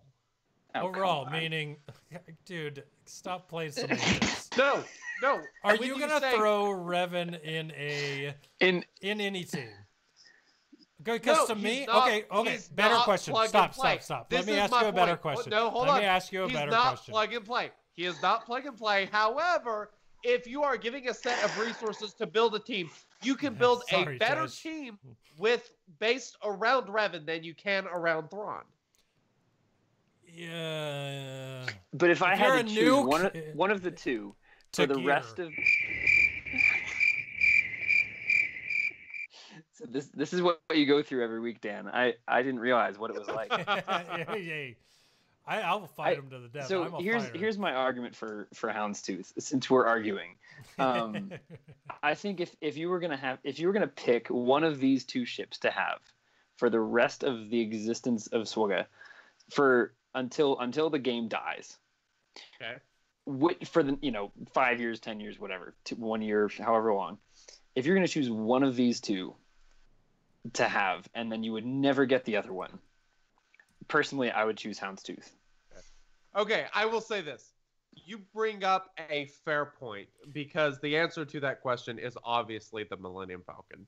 If you think they're not going to build rebel ships for all they're worth, You're Wink. crazy. Wink, There are question. going to be more amazing That's- rebel ships. Stop. That is a good Then- point. Just stop. What is your 3 ships in your arena team right now? Mine. Yes. I have these 2 ships and the Sand ship. Oh, you have Houndstooth in there. Is he a rebel? It's plug and Does play. he do anything You- for the Millennium Falcon? You plug Does he it do? into the Is he a and rebel? you play. You do fine. It doesn't Huh. matter. That's interesting that you would sacrifice a rebel for Houndstooth in your starting lineup. That's interesting. Okay, No. I No. just wanted to know. Don't worry. Hey, Actually, I'm hold not on. making a point. I'm just This- asking a this question. is Don't worry. against- It's fine. You don't have to I'm explain glad you yourself brought to that me. up. See, the Why don't you Falcon put? Why does isn't not Biggs in there? need- Why is Biggs not in there for you? Because the Falcon doesn't need him. That's why it's But the he better needs ship. It doesn't Houndstooth. require. But he it needs does. No, it doesn't. Houndstooth. Okay, so take him out Put for a week. Sunfuck Let's in. see how you do. Put him out. No, okay. Then this Okay, is my challenge to I'm you. doing it Take out right Sunfuck. now. I am doing it and I right want now. pictures I am at taking your- him out.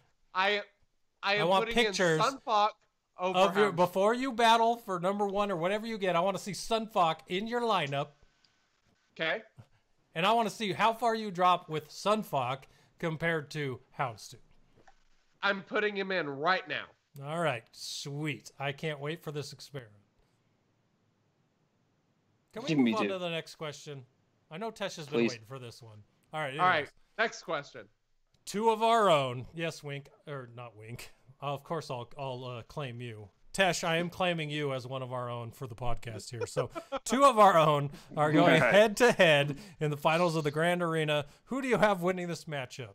Windkiller Inc. podcast host or Tesh Karin, Trivia Master? I didn't put Lord of Trivia. Sorry. I built you up. I've been building you up for a long time here. Oh boy. So, the results are in. 67% of people chose Windkiller Inc. And 33% of people chose Tesh. So there you go. Hey. So There you it go. just means it'll be even sweeter when I win. I That can't is wait. true. I That can't is wait true. for this matchup. I'm just saying. Oh man. God. All right. The thing is, I Are wish- we gonna do a wager? Like, do we get to pick a Zeta or something? How about this? Well, that the seems winner to be gets 15 Tesh's more thing. I don't Carbonti know. salvage.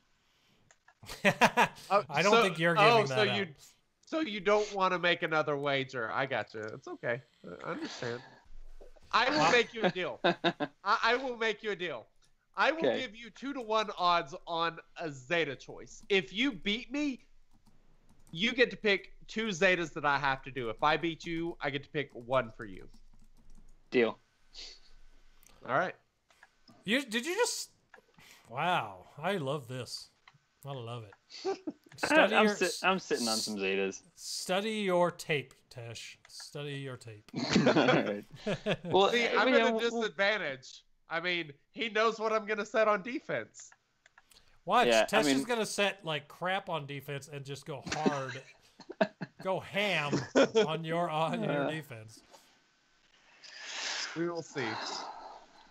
All right, so We'll see. let's move on to the next thing. We spent a lot of time on the poll, but it was a fun poll for sure. All right. Moving on to the next topic.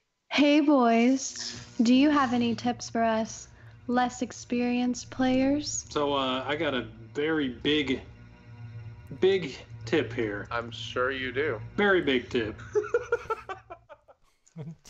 I love that sounder so much. I've said so much stupid stuff on this podcast. Like, That was weird. I don't know what you're talking about. Something. It must have been your internet. We didn't hear it. Yeah. Sometimes I wish someone out there that listens to this podcast would put together a mishmash of Yeah, all the lost stupid connection or things that we've something. said on this show. Are y'all still there? Yep. Wink, come back to us. We're still here, Wink. Hello?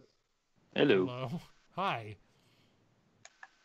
Can I just point out while we're in this moment that you guys always say that you're going to cut We're this stuff having out of the technical podcast, and you difficulties. never I do cannot cut hear this stuff out of the you guys. podcast? I'd like to. Well, he's not listening, so I'll point out this out. Wink does the editing.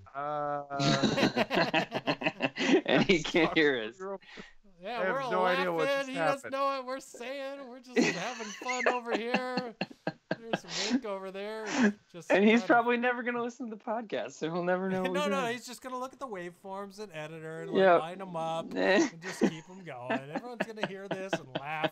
Oh, Wink, you didn't hear anything. Tesh, I think you're gonna win. You have to win. You have to win. Dude, I think. Well, here's the thing. Obviously, I have a disadvantage with mods, but I mean, the team matchups, like the kits, how the kits align or counter each other is more important than mods. So, I don't know. I think I stand a chance, but it's gonna be interesting. Yeah, it will be. Wink, can you hear us now? He can't. He can't hear us. All right. Yes. All right. Oh. I can. All right, good. I can hear you. I have no idea what's. Yeah, I don't know what's going on. To be perfectly honest, I think. Well, I'm glad we could all experience this together. All right. So. Me too. All right. So now that you didn't hear us talking crap about you, let's move on to our new player segment.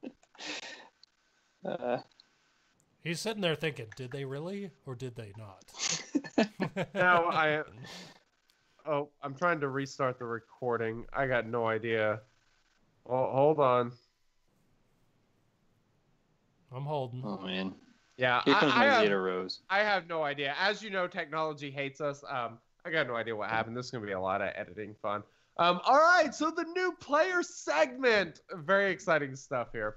All right. So we actually had two topics kind of to discuss. Is it safe to assume that everybody knows how to prepare for Revan? I don't think we really need to cover that, right? Yeah, I think it's pretty simple. We talked about it. So at this point, we you can't weren't going to really talk about that, but we we're should gonna talk about skip this that. 2 weeks from now, once Revan's passed, because really, if you're preparing for Revan now, you're not going to too get late. him. Unless you buy those $7.99 packs and you have 5 characters that are not 7-star, because those are pretty 100%. decent. You can probably get Revan through those 99 packs for $150 to $200 if you don't have them all 7-star. But guaranteed, if you have one of them 7-star and you buy those $7.99 packs, you're going to get that character every other pack you buy. So if you're not there yet or close with several, if you only have like 2 characters to farm now, you're probably in a good spot.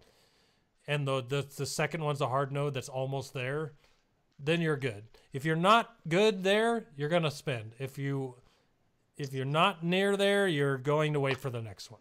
Let's just be completely honest.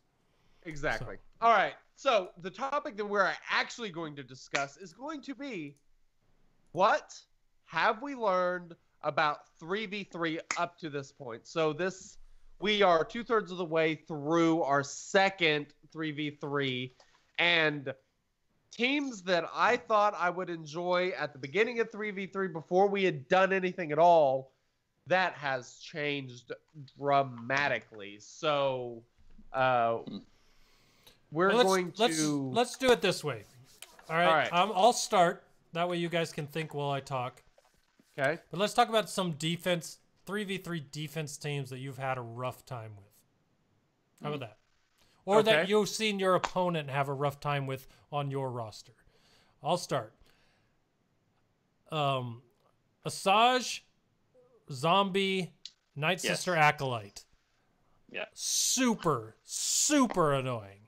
If Night Sister Acolyte gets into stealth and you don't have a good either a dispeller, there's 3 of them. I can think of 3 on the top of my head that have an AoE dispel. Doesn't matter who you're targeting. B2, Echo, and Death Trooper. Those are the 3. So if you have those 3 in your team, you probably have a decent chance of getting her out of stealth and killing Night Sister Acolyte. If you don't have one of them 3 and you don't have a good AoE team, even if you is there? Okay, those are the ones that I thought of today when I was fighting Asajj, IPD is another one. Chewbacca. But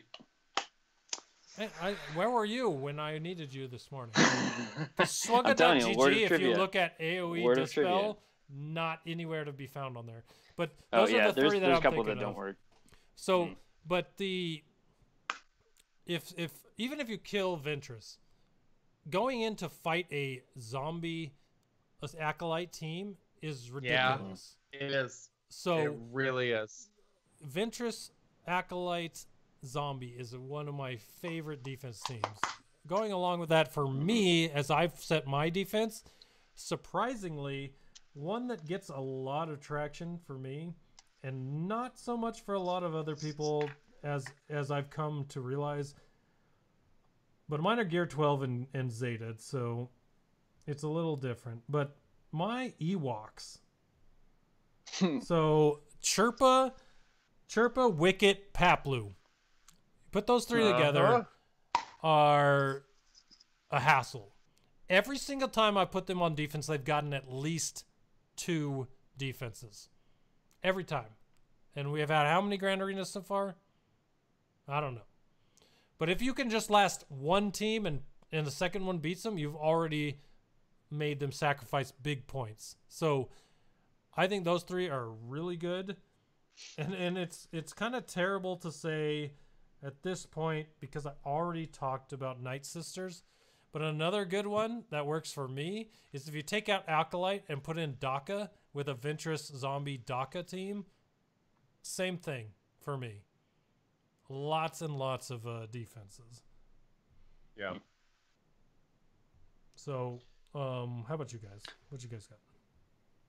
Go ahead, Wink. Oh, sure. Okay. No matter. I think that one comment about the Ewoks, I think if you don't have a super tanky Paplu, I had trouble with I underestimated one with Chirpa, Logray, and Wicket. Because once they get the days out there, they just keep going. They just keep cranking out turn meter, and it kind of stinks. Mm-hmm. I agree about the Night Sisters. I was trying to think of another one that I've had success with. So since you just mentioned those 2, I'll go ahead and jump on and talk about those 2 as well. Yeah. I agree with both of those teams, except there is one character on each of those teams I would swap out to be optimal, in my opinion. The Night Sister team, I would go Mother Townsend lead with Zombie Night Sister Acolyte. I have had a lot of success with that team. It is one. Now, I do think that what Goodnight Punk suggested might be a more optimal setup because that gives you Mother Townsend for a different team. And because NSA and Zombie are so damn frustrating together, it don't really matter who the leader is. But I think with Mother Townsend lead, it is really nasty. You kill Mother Townsend, they can keep coming back. Yeah, that's a good point. Just because you're not going to get to NSA unless you have good AoE or a Dispel. So there's a good chance that she could come back and still be alive. So I like that aspect of it. And on the Ewoks, instead of Paplu, I would use Logray. I like... Actually, I'm not that strict on this, but I do like Logray for the days. It is kind of awesome, and he has a few other abilities that I think are extremely good. So I think I would lean Logray just a smidgen, but Chirpa and Wicket together are just so badass, it may not matter. Mm-hmm. Let me just throw this out there for people listening. My 3v3 graphic, I know it's getting a lot of... We've had 2 now, and I know it's getting a lot of traction, even on people who don't listen to the podcast. I have been working on the update for that, showing offense and defense for each of the teams I list. And I'm going to update the teams, take out some characters and put others in to make it better, and put Zeta icons on Zetas on those teams I think are important. But that should be... That'll be done before the next 3v3 for sure. I'm about halfway through it now. It won't be done on this one, but yeah. So it's kind of funny to me. The Ewok team, the Ventress team are both on there, and they've actually wound up being pretty good. And then the other one, which is why I don't use Townsend on Talzin. I wouldn't use Talzin if I had this character geared up. The reason I wouldn't use Talzin on Night Sister Zombie is I would use Talzin with Daka and Spirit. And I've heard people that have done that, use that team, and then they've gotten at least 2 defenses. I know someone that got 6 with it. So that's a pretty good defense team as well with the Daka, Talzin, Spirit. So nice. All right, Tesh. What else you I'm got? gonna have to get going soon, but so one that I always seem to underestimate is Bosk. Well, the first couple Grand Arenas, at least, I underestimated Bosk. Bosk and Dengar, they are just brutal. And something that people don't, or at least I don't think about, I didn't think about very much, was that added tenacity. He gains 50% tenacity on his leadership, so that, like, you can't count on debuffs getting out there. And actually something that us and the frequent fighters are going to be doing this weekend, or at least a lot of us are going to be farming the crap out of tenacity mods. Because if you get more tenacity, like a tenacity cross, especially if it's 6 dot, that's like, I think it's 30% tenacity additional on him. So Bosk is a stinker. Yes. There were a couple others. Oh, obviously Kira. We were talking about that before. And Kira. On defense specifically. Yeah, defense. And I think I've even seen some that don't even use the Kira leadership. Just use Vandor, Chewie, Zalbar, and Mission or something like that. Or like Vandor, Chewie, L3, and Zalbar. That would be brutal. And there's one other one I was thinking about. I forget what it was. But yeah, I think Bosk is a big one. And yeah, I think we all see First Order a lot on defense too. That's a good one to put on defense. Yeah, I love First Order on defense. I used to think Executioner was best, but I might be starting to change my mind on that. First Order Officer, I think, might be a little bit better. I can tell you that a team of Crew, Fox, and Phasma has not done anything for me. So that's not surprising too much. Those are my 3 best First Order. So yeah, that's the way. So I think Crew and Kylo together are unbelievable. I think Fox is great, but if they use RJT, it's not going to matter. People always take out my Fox pretty early. But I think that if I were to stick in First Order Officer, it would really give my team an advantage, because probably going to give the turn meter over to Crew and do the stun. So I think that is a really great way to go. I may try that against Tesh and just kind of see what happens. Who knows? He'll have to see.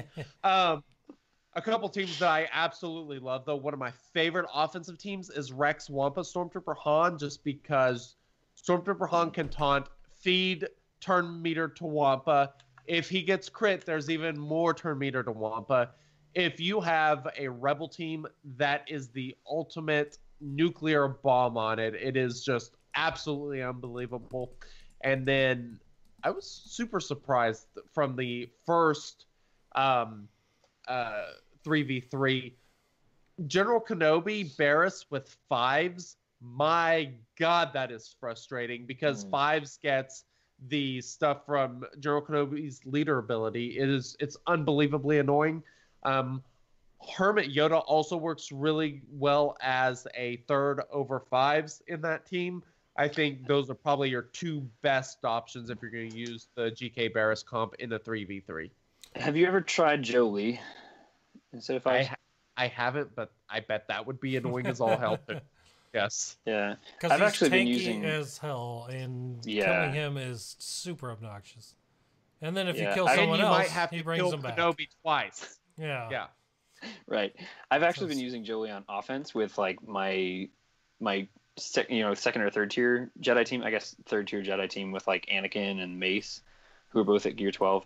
Because Jolie just brings them all back, and he has arena mods. He has like, I don't know, some stupid amount of health and tenacity. So he just doesn't die. Like, you just can't kill him. So, and he'll bring back whoever's on his team. So I like Jolie for offense personally. Yeah. Okay, so let's I want to make sure that Tesh can do trivia because How much time do you have, Tesh? I told my wife 15 minutes. But I do want to add a couple more points. I see a lot of people put dumpy teams on defense, and I don't know why they do that. I think it's important that, I mean, if you're depending on what bracket you're in, you've got 20 teams on defense and ideally 20 teams on offense, maybe 25 or 30. And I see a lot of people putting up teams on defense to preserve for offense, but then they put up these like really crappy teams on defense. So I think that it's really important that you make sure that the like however 20 25 teams that you're planning to use in Grand Arena are the best 20 or 25 teams that you use in Grand Arena. Like on your whole roster. Yep. So kind of piggybacking on that point, there is a strategy to putting crap teams on defense. If you're putting a crap team on defense, don't make it easily accessible. Put it in the back, because if it's up front, it's probably going to be easy for them to get a lot of points off of it. And if you're going to put a crappy team in that you know is going to get destroyed in the first match, make damn sure you take some protection with you. That is why I love HK88 Jawa Engineer. That team will remove protection. You will not stop it from removing some protection.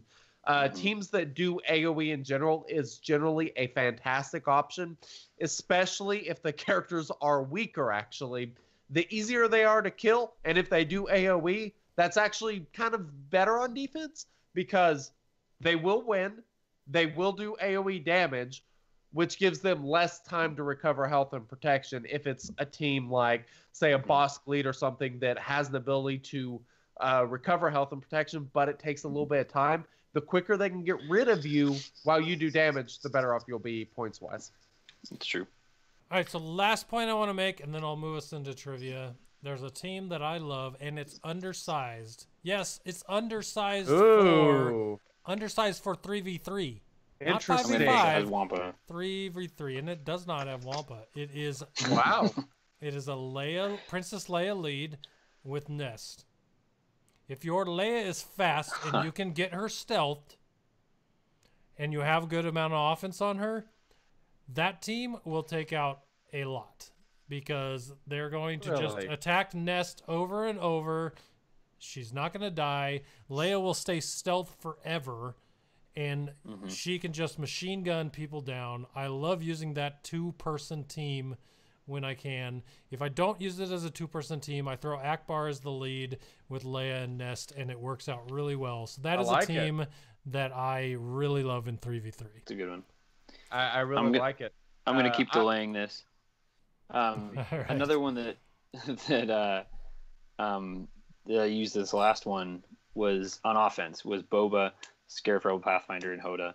If you have Hermit Yoda, I love that. Dude, it is on offense. You don't lose, like, especially with my like 288 speed Hermit Yoda, pop Grandmaster's training on Scarecrow Pathfinder, and every time he dies, he'll come right back, and he will not stop coming back. And Boba, it takes a lot to kill Boba too. That team can take out a lot on offense. I love that. That is amazing. Holy crap. So I've done that sort of strategy in raids, but I never thought about that for... Right. Yeah, that is good. Shout out to Soul for that one. He suggested that. That's good. One other one I want to throw in for offense, because Goodnight Punk mentioned Princess Leia. I put her with my Finn lead and 3PO because she can triple tap expose on basic. Her alone can give 3PO full turn meter, and it can make a pretty quick infinite loop team in which you never even get attacked. It is unbelievable. So yeah.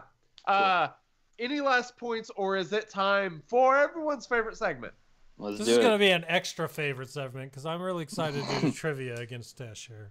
All right. I hope I do well.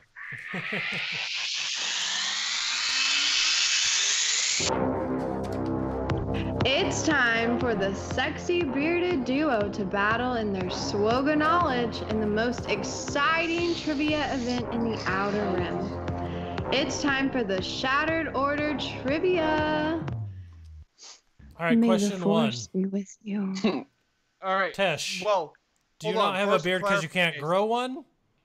Or because you don't want one? If I tried, it would be a disgrace. So Nice. All right, so here's the deal. I've got the whiteboard back. I have one downstairs. Forgot. To I bring got it up. my all-weather leather, Going old-fashioned. all-weather level paper. My Here's the deal. waterproof paper from the Navy that I've been using forever. There is no Kahoot pin because Kahoot has changed. It is super limited now on the number of people that can do it. It's like limited at 10 people. Yeah. And honestly, it's just not worth it to put in the time on that. So we're going to go back to the drawing board. We're going to go back to the whiteboard. We're going to relook at trivia ideas. A lot of people have kind of been missing traditional trivia anyway. We've seen some feedback about that. So this is good old-fashioned original Shattered Order trivia. Open-ended questions. You have no idea what's coming. And, you know, we will be looking at ideas. If you have ideas, please post them in podcast feedback at discord.me/shatteredorder. But it is time for... Shattered Order Trivia, talking about healers. Before I think we just got a few more. There were only 13 before, so good luck if you ever use them. All right, so Shattered Order Trivia, dealing with healers. Here we go. I had intended on reviewing for this and totally didn't have time, so this will be fun. That is how I feel every week. Every week. You tell us 2 days in advance what the trivia is, and I'm like, oh, I'm going to look that up. Then we do the podcast, and they're like, I did not look this up. All right, so first question is, up to 2 points, which healers can equalize health?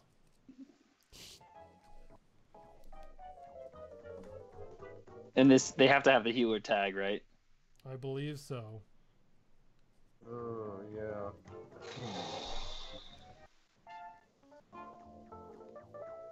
Holy crap. 2 points tells me there's 2, I think. So, I would agree. Oh, I gotta close chat so I don't steal Yeah, I already answers. did. I can only think of one for sure. Churret, right?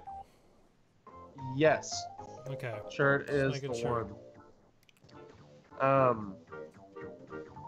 Oh my god. All right, I got mine. How about you guys? I think I'm done. I don't think I can think of any others. Yeah, I've got mine. I'm trying to think through like the dark side healers. What is that, Barris and the Ewok Elder? Yes. What about you, Tesh? It's What do you got? just Barris. Barris is the only one, I Alright, think. well, Ewok Elder doesn't equalize. it's time for me to embarrass Wink. Ooh. Because the answers are Barris and Hermit Yoda. He's support. Not a healer. Support. Damn it! I embarrassed myself! And sure it's an attacker, Wink. Classic. Well, that'll be talked about forever. I knew that. that was I should have known amazing. that. All right, well. Now I open chat to see Oh who's my making fun of God. me. Oh, God. And Chicken Bottom, Elton. Okay, thanks, guys. All right. I have Barris, so I do have one. All right. All right, so the answers are... Here you go. The answers are Barris Offee is the only healer who can equalize health. Hoda isn't a healer, Wink. I guess you put the wrong name there. So, Victory. if you got That's Barris, funny. you got 2 points. Or else he didn't 2 update points. the point thing. I don't know. I think I should get more points for you guys than just because that was the only For one I getting put. wrong.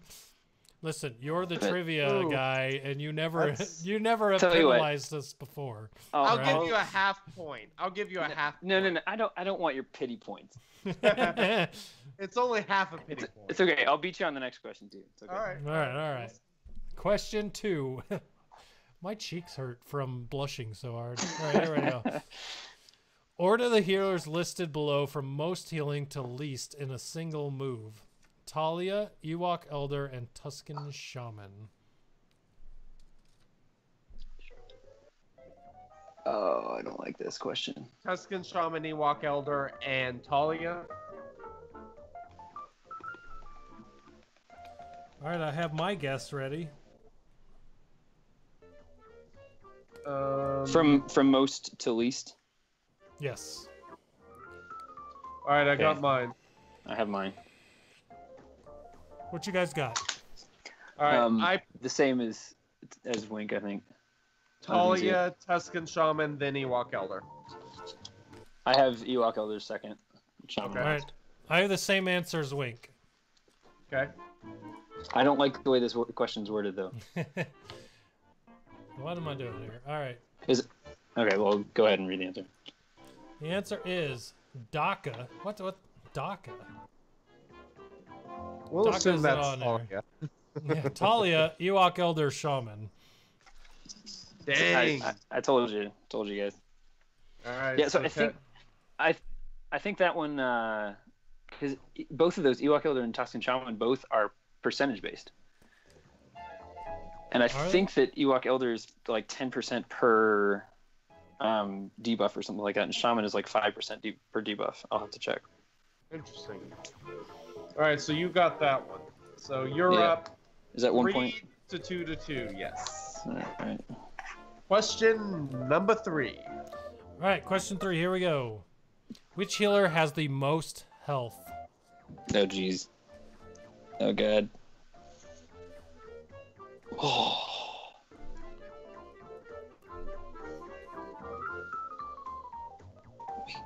This is not counting uniques, is it? I think it's base health. I would assume. I would assume as well, but Oh. I can't even remember who all the healers are in this game. There's like 7. I got my answer, and I'm not even sure it's a healer. I think Acolyte is considered a healer. No I forget. way. Or there's something weird like maybe not. She's got to be an attacker. She Maybe- might have been in the past. All right, I'm gonna go with a wild card here and see if I can get lucky. All right. All right, I put Barris. Luminara. Luminara and Jolie. Jolie. Jolie's a good Oh, boy. guess there. Isn't he support though? Or is he a I'm healer? not sure. I'm not sure. I don't know. The answer is Talia with Oh, 36,196 health. Really? What the No heck? kidding. Damn. Bogus. That is very surprising. Wow. That is very surprising. And she has the strongest heal as well. But I think it's Night Sister only or something. The big heal. I can't I remember. don't think so. No, because you can use them in the. No, you can. you- She's the only healer in the beginning of the There- game. She's the only healer. She sacrifices There's- her health to heal everyone, and it's not just Night Sisters. There's something Night Sister related on that though. I think. Is there? I don't know. I don't remember. On that ability. I don't know. I might be wrong.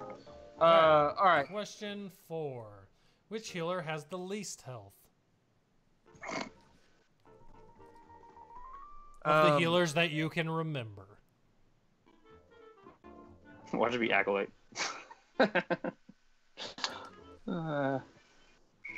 Yeah, there you go. Just right. You have a 1-point lead.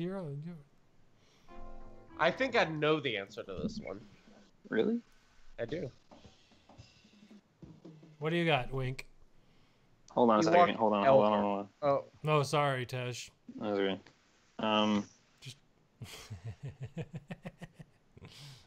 Trying to go by factions, but I can't think of any.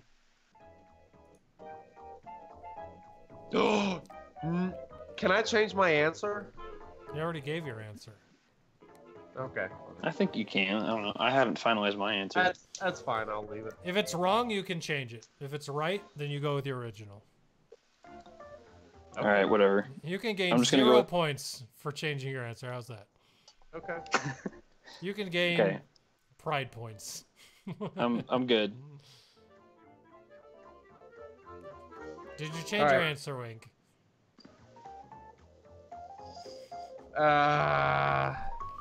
Yes. All right, what did you put? Ahsoka. I think she's a healer, isn't She does heal, but she's an attacker. she? Is she really? Yeah. I put Jedi Consular. Oh dang! I put Luminar again just because I don't know what the heck this answer I think is. it's Ewok Elder then, if she's an attacker. Jedi Consular. I forgot about him. Visas. Oh, Visas shoot. are 32,028 health. Thought about her in an earlier one. Didn't think about it on that one. I thought she was tankier than that. I'm surprised. Tesh Really didn't need your pity point, by the way. No So kidding. far. Unless this far, last yeah. question is worth more than 1 point, Tesh already beat us. All right, so trivia question number 5 is, says up to 4 points. I don't know if that was Oh, changed. gosh. Which healers can revive other characters? Which healers can revive?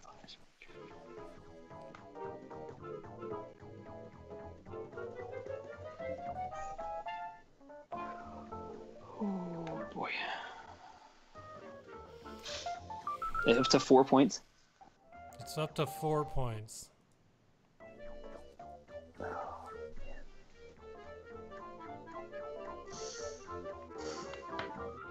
This is tough. I know that there's somebody who's not a healer that does this. There's so many that are not healers that revive. Not so many. There's a Scarf few. Pathfinder. Jin. I don't want to say it because you'll write it down. I can only think of 3. Yeah, I've got 3 as well. I need a 4th one. Well, we're gonna guess this one.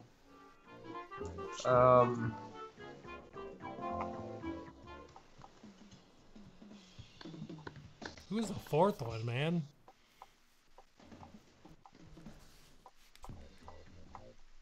How many you got, Wink? I have 3, but I don't know if they're all healers.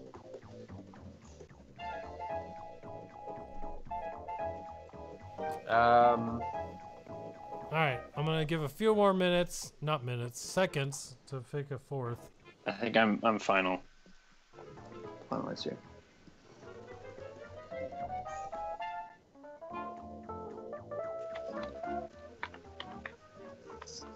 It's gonna be someone that I'm gonna go with one I don't know the kit for. Bold. It's the only one If I can wrote think this, of. you'd get a point off because of questions that were wrong or answers that were wrong. Only if I'm playing you, right? God, I can. Yeah, I don't. By the way, huge shout out. I don't know if you did, Dan, but Wookie, Oh, yes. First Order Wookie, huge shout out to you for doing the or Wookie Cookie for doing the trivia this week. Yes. Thank you very much. Yeah, we were trying to rush through this thing because we are going much longer than we expected. So yeah, we missed that. Big shout out to Wookie Cookie. All right, what do you guys got? My answers All are right. Jolie, Ewok Elder, Daka, and Visas. Yeah, I have the same one. Exact same thing. Yep, same thing. Well, Damn I will it, keep my Tesh lead. wins. Tesh wins. It is All Ewok right. Elder, Jolie, Bindo, Visas, and Daka. There you go. Nice, good work, team. Awesome. So Nice. the final score is, it is 6 for me 6, and Wink, 7. and then you got 7, Tesh. So you keep the Lord of Trivia Keep the title. title. Nice. Wow, well done. All right. Nice. So, well, before we go, I have to check if I was right about the percentages, but go ahead. By the way, So, as far as the chat goes, everyone's saying Jawa Engineer revives. Yes. He's not. Is he a healer? He's a support, I do believe. Oh, he's tagged as a healer. Is he Yeah. really? Yeah. Interesting. Because I Well, thought about him. I none of could us have thought of it. swore he was a support. No, he's tagged as a healer. Holy Yep. crap! Wow. One of the other ones I Wait, was thinking wait, about was all- Stop that. It's crazy. That is insane. Wow. Yeah, I never would have guessed that. That's crazy. Well, I'd like to throw this out there real quick. All right, for everyone that's listening to this show, if you love the way that this thing goes, the way it sounds, the way we produce it on Twitch, pretty much everything about the Shattered Order podcast, we are sponsored by Blue Microphones. And if you are interested in starting your own podcast, starting your own YouTube, or just playing games with good sound headphones and good sound microphones, go check out bluemicrophones.com. They have amazing products. They sponsor this show. That's how we get all our good stuff out there. If you want to buy something, if you use SOPOD when you check out, you will get 20% off your purchase, which is a whole fifth off. That's a lot. Which is pretty dang much for these great products. So go check that out. And I wanted to make sure that we mentioned Blue because they have really upped our game on this podcast because they just make really good stuff. So love those guys, for sure. And, of course, if you want to hear about what is going on with Tesh and I in the Grand Arena, you can, of course, go to discord.me/shatteredorder, find that. You can also check on twitter.com/shatteredorder because I'll obviously post it there as well after, the complete and total destruction that will be the Grand Arena match. You will also find out who we have to Zeta after this.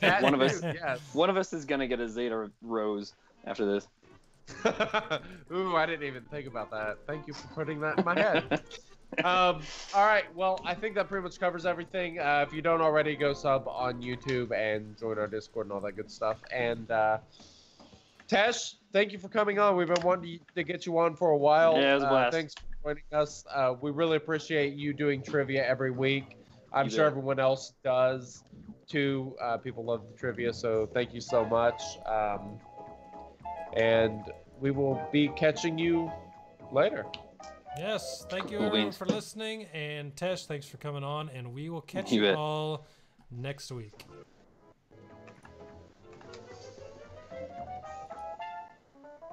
You've just finished with the Shattered Order podcast. Join us next week for another round.